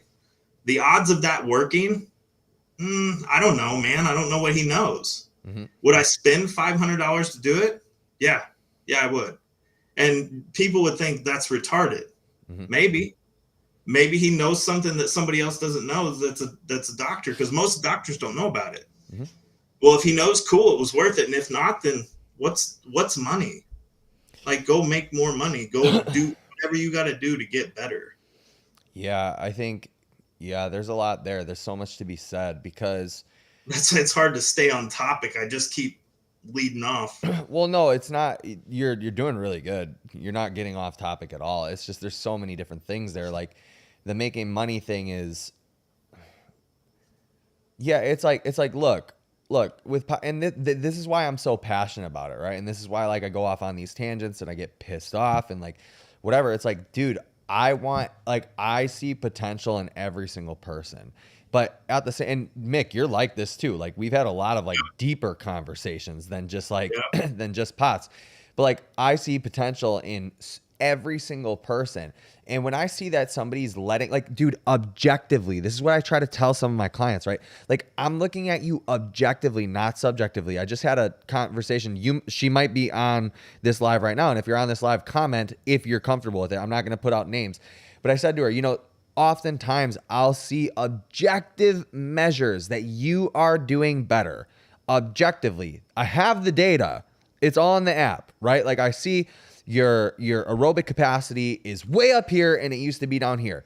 You're sending me notes that you used to not be able to like do this and now you're doing this, or you used to have migraines or you used to have this and like you don't have them anymore. You're not reporting them to me anymore. So objectively you're doing really good. But then they're like, but I can't go to work. I can't do all these other things. And look, part of that is like exposing yourself to environments again, right? And slowly exposing yourself to environments, because I think that is a big portion of this too, is like so many people are just going to hold themselves back just in case they have the symptoms again. But it's like eventually you have to go back to life. You have to live your life again, unless you just want to be a mole rat, you know what I mean? Like in your hole all like for the rest of your life, just like chilling. Like you have to go start doing things again, right? And so, so like the making money thing, right? And look, I admittedly, right? I don't want to make this like all about my coaching or whatever, but I'm gonna make it very clear. And this is the only time that I'll say it, unless it comes up in a live again. I'm gonna make very clear. Yes, I want to make money for my time. Absolutely.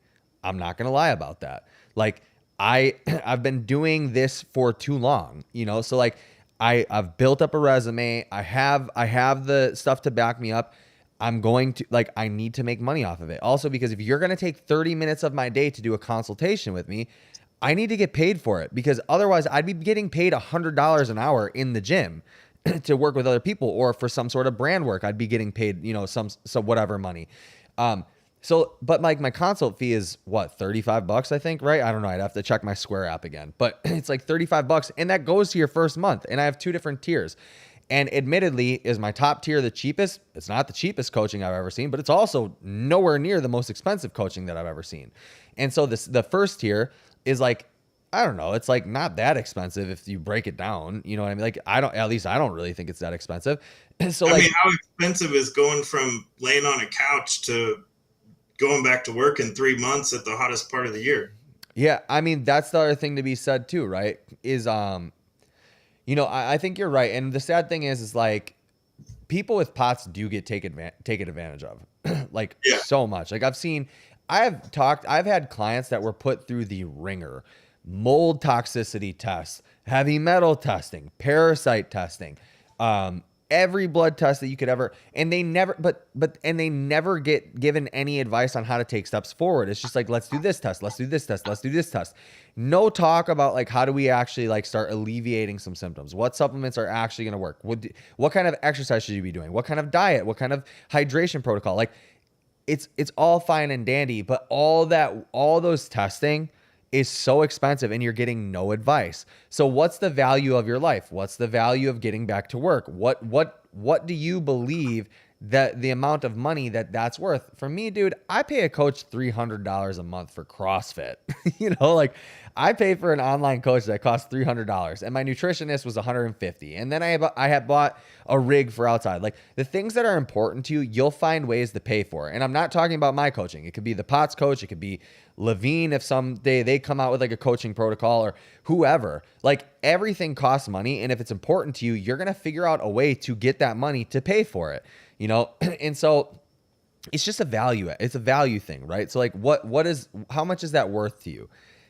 Let's read the chat real quick. August 8th, Austin said, Erica, Mick, are you back to where you were before you got POTS, or a new you that's functional? That's a good Um, question. yeah, that is. So when I got better, I was way better. I Mhm. had no flare ups, I had no issues. If I realized how important stress was, certain types of stress that would cause flare ups.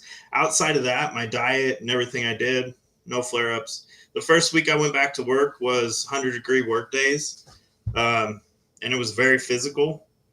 Um, but I did what I needed to do to take care of myself. And mind you, that this whole time was putting myself back through the worst conditions to degress down. Yeah. And ultimately hitting this rash and other stuff, like I'm like, okay, I think I've hit bottom enough to understand. Now we'll go back up. Sure. The only thing that I can say, the shortness of breath was probably the most noticeable.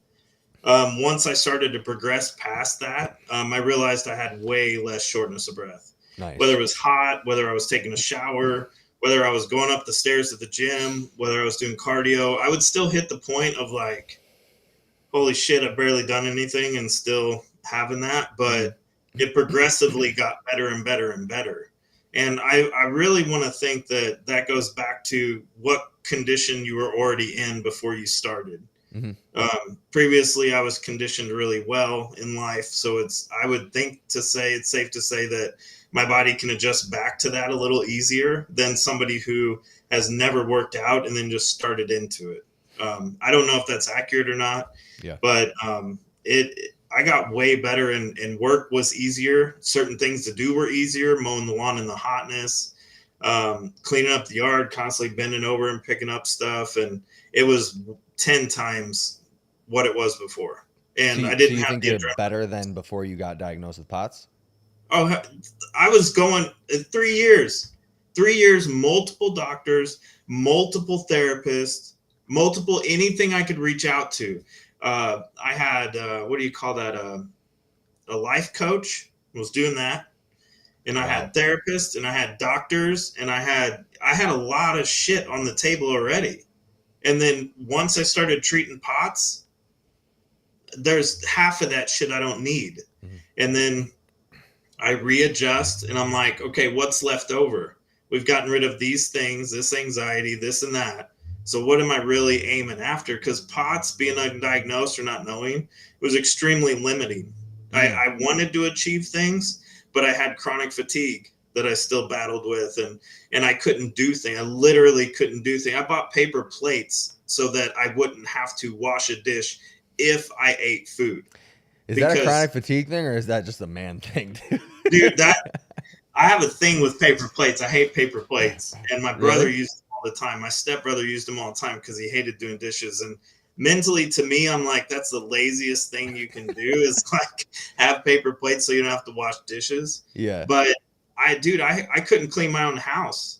Like people around me did not understand what was going on, and I didn't either. So no, after getting POTS, I was once they said you have POTS and all of it matched up, I was thankful Mm. because I'm like, okay, finally now I have something to shoot for to fix this stuff. You can And take action then. yeah, because now I know how important the potassium and salt and water and working out, walking, that's vital stuff that's just daily. And if I don't do that, I'll notice it right away. Sure. Jazan says, I work out every morning because every day is an easier habit to keep up. I have more energy, so it works, but I'd still like your opinion on working out every day. Um, yeah, Jazan, I think like it's hard to give an exact like, should you work out every day? Should you not work out every day? I mean, I'm a competitive athlete and I don't work out every day. I take at least one rest day a week, and I have like one, what you would call like just a cardio based workout instead of like an intensity day. However, it depends on your program and your volume tolerance, your intensity tolerance. Like all those things really stack up and add up. So it's like, I don't like, even for people who are healthy and regular that go to the gym, I don't even tell them like, I think you should work out every day, because it's like, I don't know. I have no idea. Like I'm very specific when it comes to that stuff because injuries are a thing. Immune suppression is a thing when it comes to exercise. like all these different variables add up. So it depends on kind of where you're at tolerance wise. And that's something that I would not be able to tell you based off of comments that you're leaving. For what I will say though, is that you should at least get activity in a day. So like getting your steps in. Mick said earlier how important like his steps were every single day. That is for certain. You should do that. Maybe some sort of aerobic exercise every single day in terms of like formal cardio. I think that might be useful. But weightlifting, I think I would like to see most people in general, especially POTS people, doing weight bearing exercise 3 to 4 times a week. Absolutely. Austin Rowe. Yes, people sometimes don't understand opportunity costs, pay now and thrive and exceed later. Yeah, so good point. They like, you guys ever hear that term where it's like, would you rather pay the groceries now or the doctor later? You ever heard that, Mick? Yep. And that's exactly what I'm talking about, right? Like when it comes to coaching, again, I try really hard to not make it seem like I'm trying to do a sales pitch for my coaching. It's just in general, like opportunity cost is such a huge thing. Like you have to figure out like what your health is worth to you. And to be honest with you, I don't think that most people actually have a ceiling or a thought on what their health really is worth to them. Like, because I think that most people, Mick, you can, chime in on this, but I think most people thrive in environments where they don't have to do anything. Like the society that we live in, this is like more of a philosophical thing, right? Rather than a POTS thing. But I think in general, society at large likes when they don't have to take responsibility for things and likes when they don't have to like contribute. And I think POTS, fibromyalgia, or any of these like things, right? Depression, anxiety, I'm depressed, I can't do this. Anxiety, I can't do this or whatever. It's not that it's not true that you're suffering and that you're going through this stuff. But I think a lot of times too, a lot of people use that as excuses for not doing certain things when, check this out, activity, being part of community, working towards something helps a lot of those conditions, right? Yeah, I mean, doing it's the hardest part. Yeah, absolutely. It's everything you don't want to do. Right. I didn't go out in life and look for a community. Yep. I did not want to actively engage into a community.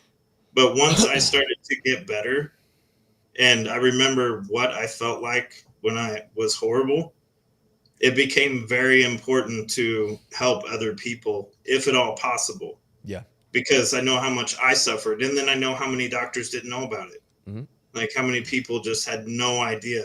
And me, myself, I was like, I never would have thought like something like that could just level you. And I go to work, I work on a job site around a bunch of other guys, and it's a job site. Yeah. So like on a job site is different than a regular job.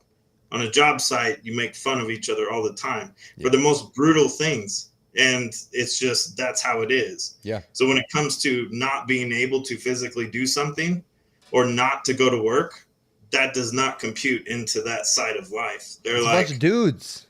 Be a man, own it, like move on. Like there is no sympathy there. Yeah. And like, look, the other thing that I do want to make clear too is like, I really do try to have sympathy for people, but there's a portion of me that's like, no, not sympathy, right? Like we've talked about this. Men don't like sympathy. Like I don't want somebody to be like, I am so sorry you're sad. I'm so sorry you're sick. I want somebody to be like, hey man, I get it. It sucks. It's bullshit. All right, let's do something about it. You know what I mean? Like, what can we do? What can I do to help? That type of thing. Real quick, it's like, how much time do you got? I got a little bit of time. You want to do like 15 more minutes? Yeah. All right, cool. You guys, I want you to, in the chat right now, ask us some questions. There's a good amount of you guys in here. Ask some questions. Maybe you want to know something about like Mick and like what he thinks like got him better the most, or like steps that he took or steps that we took together. Ask about programming, ask about diet, ask about anything, because there's a lot here. You have one of my clients on live, you have them here. Ask the questions, because I know that I'm going to get comments or emails after this for sure, asking like, oh my gosh, what did he do? That's why I wanted to jump on, dude, because I get it. Like, we're all the same people, but we're different. Mm-hmm. So Justin has spent a long time doing his stuff and he's gotten a lot better. And I've 3-4 months in, and then before that there was people before me, but it's easy to start getting better and then just go live your life and drop everything and just do all the stuff you couldn't do before. And like, so coming on the live was part of it. Was like, it's hard to see into your people and know, like, I think that's what a lot of people struggle with is like, well, how many people have you worked with? Where's your testimonials?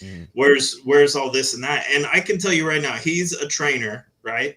That's your official label. I say coach. And so coach. Okay. So he's a coach, right? Yeah. So he goes through life and he learns certain things on how to be a coach in this particular area. And then he has a certain wealth of knowledge that he goes out to help other people with. But at the end of the day, we're all human.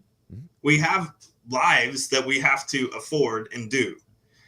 I'm an electrician. Do you think that I'm going to come to your house and work on your shit for free? I won't even go as far as to explain it to you, because a lot of times you're not going to understand. And then I'm going to have to go through this lengthy process of taking up all my time to get things done a certain way. Yeah. It's going to be 10 times more effective for you to pay me to go over to your house. Dude, I had an electrician come over to hook up my sauna. It cost me $650. You know, I've gotten calls where people are like, my stuff's not working, I need you to come out. I go out and I reset a GFI. Now, through my company, do you think that they would be happy if I went back and I'm like, I just reset a GFI, it was no big deal? Hell They're no. Like, I don't give a shit. You know how to do that. So they pay, and it costs money. You're looking at minimum $150 for me just to come out, and then just to push the button on the GFI and to verify that it's not bad. You're looking at a $200-$300 call for pushing a button. Dude, I literally, I offer to pay for everyone's time.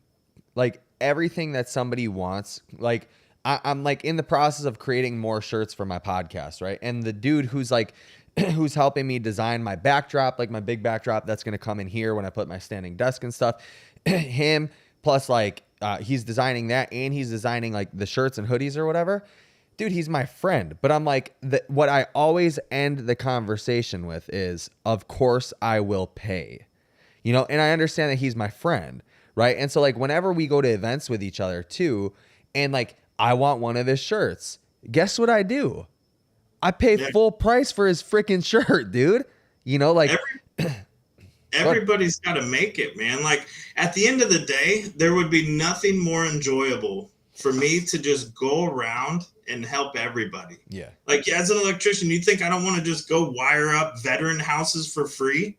Like, why doesn't anybody come up with a company that's like, we'll have the electricians do the work and we'll have the carpenters do their work, and then they'll build homes for veterans for free, right? Anybody would do that. Well, most people would do that. Mm-hmm. But do you think it's actually feasible for that to really happen? Because it costs money for the materials, it costs money for time. And then those people have to go home and buy food and provide for their families. Like, no, so dude, getting go broke really doing that. Tough. Yeah. I've went broke doing that. Yeah. Going on medical leave when I called around to my friends and I was like, dude, I don't know how I'm going to pay rent. I don't know how I'm going to do this. There's only so far that they can go, and we give each other the same answers. It's like, that really sucks, man. I'm feeling for you. If I hear about anything that pops up, I'll let you know. But otherwise, there's nothing they can do. Right. I can't put that on them, you know? 100%. Hubley, I don't know if you want to answer this question or not. I've done a video specifically on this and why I don't really like to share supplements, but he's asking, what supplements do you take? You know, I didn't understand at first why you avoided that. Yeah. And as I went through it, I started to understand more and more why. And it's because every single person's different. This person could have a histamine response. This person, it could be anxiety. There's so many factors into this. The only advice I can give on that is to do your due diligence to understand what your body is doing. Mm-hmm. Like that's tracking, my foot hurts, my arm hurts, the right side of my head is flaring up, my jaw hurts. It's tracking all of your stuff and then starting with the simple stuff like, Are you getting enough sodium? Are you getting enough potassium through your diet? Not through supplements, through your diet. Are you eating the right foods? Are you doing a food map diet if you need to figure out what is good and bad? Because me and Justin got into this. I was like, I eat almond milk, I got almonds, blah blah blah, because almond milk's clean, right? It's good shit. And he's like, I'm just saying you should look at your food because some things can affect other people. Well, end result was I can't have almond milk. I can't eat almonds because they cause me problems. Well, So once Tyler talked about that yesterday. Tyler talked about that yesterday. Yeah, that like, well, we both talked about it. It was that, so-called healthy foods, right? It's really tough when people like approach me and they're like, "Well, I eat healthy." I'm like, I don't even know what that means. Like I'm convinced now. Like we all obviously know what healthy foods are like at large, right? Like the society or whatever. But it's like, right. What does that mean for you? Like, can you handle certain foods? Right. And that's why you go to a nutritionist. Like I seen a short today, and a nutritionist was like, "This is what I buy when I shop," and then salad and fruits and vegetables, and then they're throwing in dairy and stuff. Well, guess what? I can't have dairy. Right. Dairy fucks me up Yeah. at all. I don't eat any dairy. I don't even have yogurt. So dairy messes me up. Almonds mess me up. This other thing messes me up. I can't have these. I literally had to go through and cut out everything and then slowly add in thing week by week. And even on top of that, because we got into this too, I was like, cream of rice. I'm fine on cream of rice. Yeah, we even and he's cut, like, I was I'm gonna just say that. saying, We even cut out cream of rice. Yeah. You're not gonna notice certain things more so. Well, guess what? I can't have cream of rice. Yeah. It fatigues the shit out of me afterwards. Yep. Even if I have a small amount, I can't have it. So to understand every facet of this, you really have to like specifically critique every single thing you do, how you feel after immediately. Yeah, I Because agree. you won't see it. Right. And the doctor's not going to see that. No, because they don't check for that stuff. They don't do lifestyle coaching, They're going to go, are you eating healthy? And you'll be like, yeah, I eat my cheeses and my fruits and all this stuff. Okay, that sounds healthy. Yeah, I eat my grains. Yeah. Could you tell me more about noting and spotting the signs of doing too much, needing more salt and potassium? I'll give my little take on this, and then Mick, you can give yours, like your own experience. Again, this is another thing that's like highly individual. There's no one symptom that I can point to that will tell people at large that they're doing too much or that they need more salt or they need more potassium. What I will tell you is like with salt, if you're getting pre-syncope or if you're seeing stars or like you're having trouble with blood pressure regulation, things of that nature, sodium is probably something that you want to like mess with a little bit more and also involve potassium in that conversation too. But like, I have clients who like get face pressure, and that's one of their symptoms. Mick was saying that like he gets this little arm thing right here or whatever. I've had people that say, that their sleep gets wacky or they start having, a whole bunch of stuff. So again, it comes down to tracking the data. It's always just tracking the data. And when you track the data, you'll find trends. You'll find things. You'll be like, okay, whenever I do this much exercise, these are the things that manifest. So maybe I should pull back on the exercise and slowly ramp it up. Dude, slow ramp up in exercise, I don't think people really realize what that means either. But I remember there was a time where we were like barely adding anything to your program. It was like literally maybe a matter of seconds that we would add in certain exercises for your program. Not reps, seconds, or like not even a set, but seconds. People, yep. Do you hear what I'm saying? I'm saying seconds of exercise, to progress. And so, yeah, I think that people look at exercise and programming so one-tracked. They don't look at it in different ways. And that's one thing that like kind of CrossFit has taught me is like time domains and time modalities, things of that nature. So like, for example, if you've noticed that, like, let's say that you're doing fine for a week or for 2 weeks on this program. You're like, okay, it's time to progress it's time to make a progression on my program. And so we'll use a plank, for example, because that's a timed exercise, right?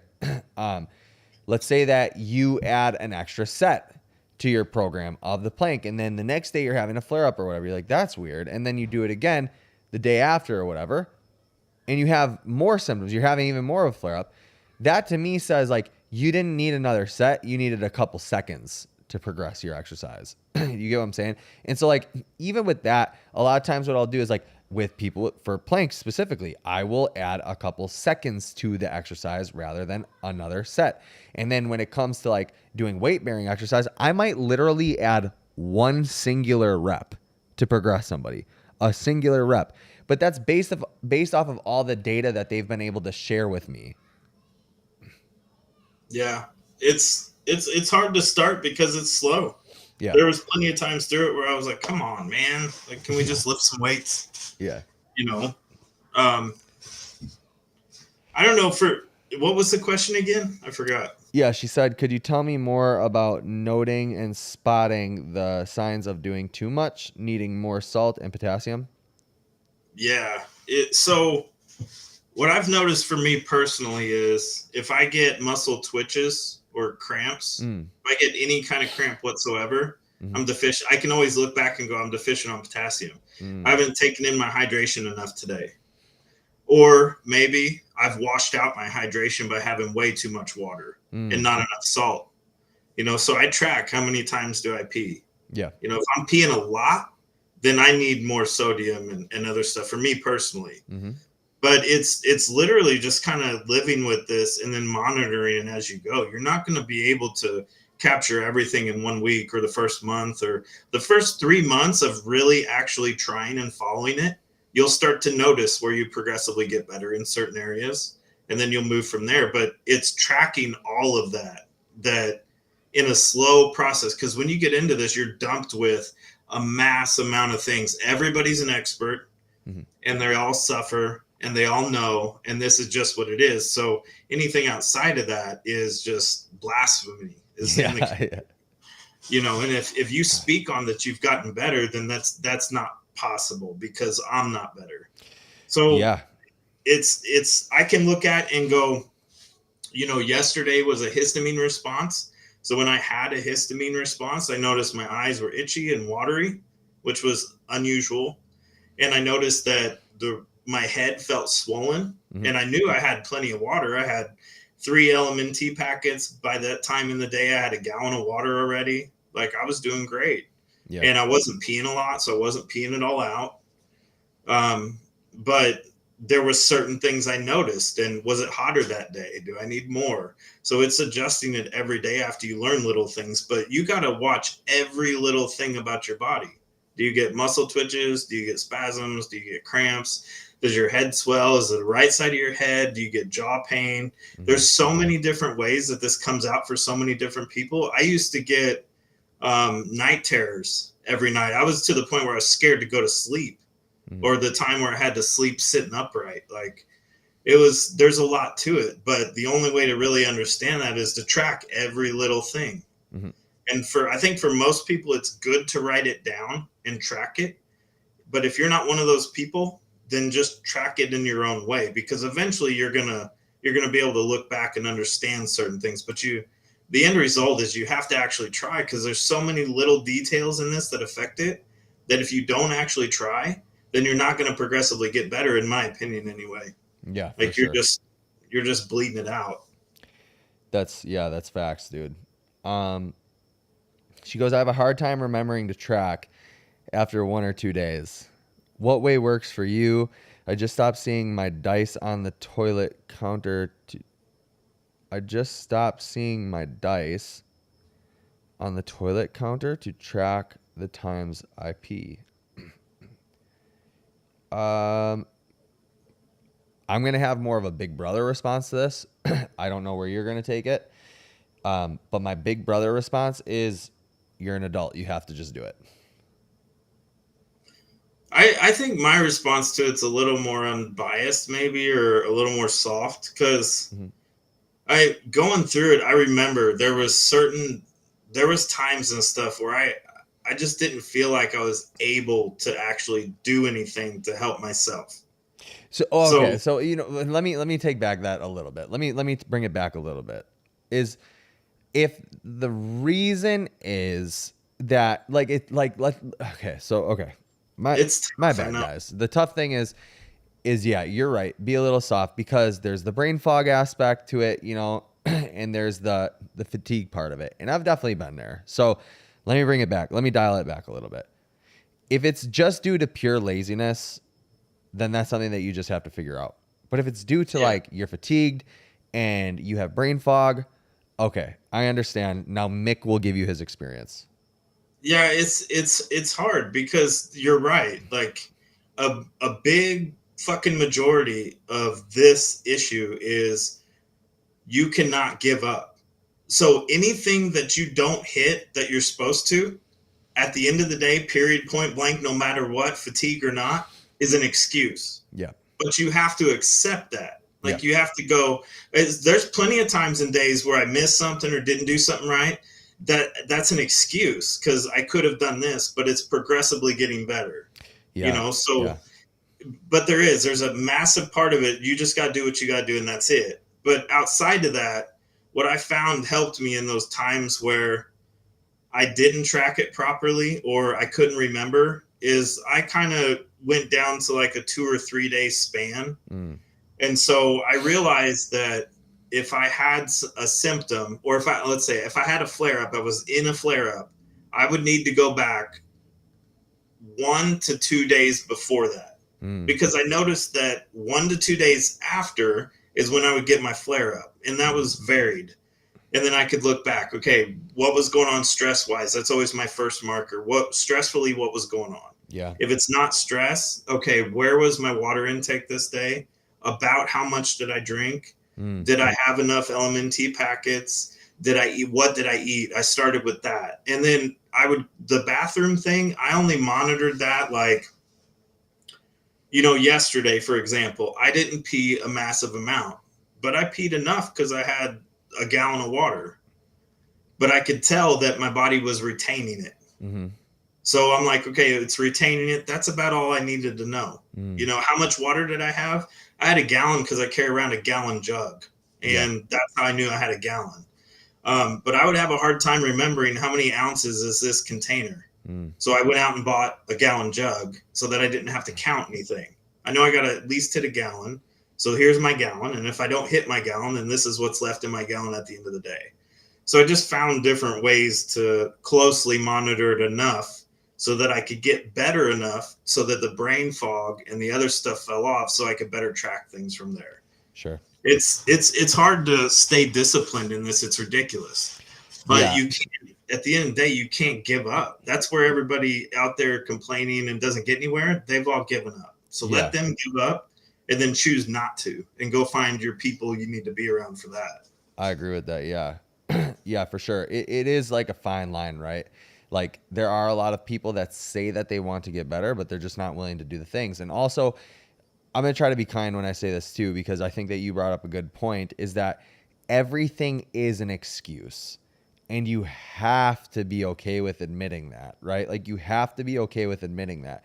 Because if you want it bad enough, you're not going to let anything deter you or get in the way. So everything's an excuse. However, that doesn't mean that it's still not hard, right? Like it can still be hard and you can still be using a circumstance as an excuse at the same time. They don't have to be mutually exclusive. Jazan goes, I'm not lazy. I just want to know if you turf or use a notes app in your phone or have post-its or as reminders everywhere, practical things. Jazan, I'm not calling you lazy, trust me. And if that's how it came off, I'm really sorry. But I'm definitely not calling you lazy. I know you're not lazy. You specifically, I know you're not lazy. So I'm sorry if it came off that way. But so practical things, I think like in the app that we use, you have a journal section. Journal things in there. You have a notes section. Put notes in there. I think that otherwise Mick has a lot more strategies to this stuff than I do, I think. Because you dove all in. When I got pots, I think that we should do, hey, maybe we should do another segment next week or even this week if you're available, and you Yep. ask me stuff like about like my pots journey. Maybe you come with like questions and stuff because I might be able to speak more towards it. I think it'd be really beneficial for people to kind of hear where I'm coming from and why I don't really have such a soft heart. You know what I mean? No, So, and yeah. that's the thing with it. That's what I talked about. When you get better, when you have pots and you're not capable of things, it's fucking hell. Yeah. But the second that you are capable of shit, you go live life. Like you go do things and you realize how important it is to keep your schedule and your mindset and everything along the way with it, that you can't fathom the fact of letting other people like that around. Like you can't just, once Yeah. you let that weakness in, it bleeds into you. It's And a so, parasite. yeah. And that's Yeah. why I think Justin is so inert on this is the way you have to do it. Like this is what helps, because that's what comes with high level people once they figured out stuff is they know what it takes to get to success and they don't waste their time with other things. If I go to learn from a multimillionaire on how to make money, do you think that person is going to waste their time explaining certain shit? Well, They're not. let me take it a step further there. Are they gonna explain stuff to you? Yes. But if you're going to refute everything that multimillionaire says, or if you are going to talk broke talk, you're never gonna speak to them ever again. And that's the point where that's the part where I'm always like, hey, stop going into these stupid Reddit forums where there's a bunch of people complaining and a bunch of people that like don't add value to your life. They actually subtract value from your life. You know, they're parasites. That's what I try to like the tone of my channel, and it comes off aggressive or whatever. But my point is, look, get around people that are where you're at. Stop fighting with them. Stop refuting them and just listen, bro. I have 3 mentors, 3, right? I don't argue with shit that they say, anything, because they're where I want to be. And I know if I talk broke talk to one person, I'm never talking to him again. If I talk broke talk, the other person, if I talk some sort of like the non-spiritually enlightened type of talk where I'm like not accepting of other ideas spiritually or whatever, if I talk to them in a bad way, I'm not talking to them ever again. And these are all people that I want in my life. You know what I mean? And so what I like to say is like, stop going to the forums where everything is negative, because they're going to suck your energy, and then you're going to inherently become negative minded. Start messing with people who have the positive mindset and the abundance mindset, you guys. This is so important. Abundance. I did a whole podcast on this. Abundance mindset is everything. I am healthy. I will be healthy. I am working towards health. These symptoms, okay, I feel these symptoms. I am healthy. I am becoming healthy. I'm going to be healthy. Like, yes, you can acknowledge that you feel like crap. You can acknowledge all this bullshit that's going on in your life. However, the focus can't be there. The focus needs to be in the future, where you're going to be. You guys, and Mick, I really want to keep going, but I can't keep going. I think that what we should do, if you have time this week, we should hop back on, because Jazan wants your strategy. And I literally can't spend like another 5 minutes on this stream just because I have another thing that I have to go do. But dude, I really appreciate your time. I'm glad that you came up with this idea, because this was dope. I really liked it a lot. I enjoyed it. I had a great time, man. I was supposed to be gone like an hour and a half ago, but Yeah. I don't even care. Like, this is good. We should do this again. Yeah, dude, whenever you have time. If you want to come back on this week, let me know. Friday would probably be the best day for me. If not, we could Saturday morning. I have open too now. So Yeah, you let me we know. can do that. As long as you don't, if you're at work or whatever, we can do Saturday morning or something. Okay, I'll see if I'm working Saturday or not. Sweet. Awesome. Well, hey guys, thanks so much for being on this pod. Thanks so much for being on this pod. Thanks so much for being on the live with us. I really appreciate you guys being here and hanging out every single time. I hope that you did get value from this. If I came off a little bit harsh, sorry, kind of. I definitely don't think that everybody's lazy. I don't think that, all these bad things or whatever. So round up your strategies. I want all of them, please. All right, Mick, that's going to be your job for the next live. But now, viewers, your job is going to be come with the questions. Come with the things that you want to hear. That's going to be your job. Mick, I want to this went so well that I think that we should have a regular segment weekly. So if you're down for that, let me know. Say that. Yeah, I'm very down for that. Yeah. All right, dope. So where do you live at again? Well, don't tell people where you live. We'll talk about it off stream. because I got a couple Okay. things. I think I might want to help you out a little bit. So, Cool. yeah. So just let me know about this week, and then we'll get it cracking. If you guys haven't already, click that link in description. Join our Positive Pots forum. Come join. Mick is in there. Hopefully he starts posting a bunch of videos again because people loved Yeah. it. Even my girlfriend, when I would like play it live, she's like, "Is that guy again?" I'm like, "Yeah, that's that guy." So, you guys, thank you. Like the video if you haven't already, and we'll catch you guys in the next one. Peace out. Cool. Goodbye. Hey, anything that you want to say before we go? No, just keep up.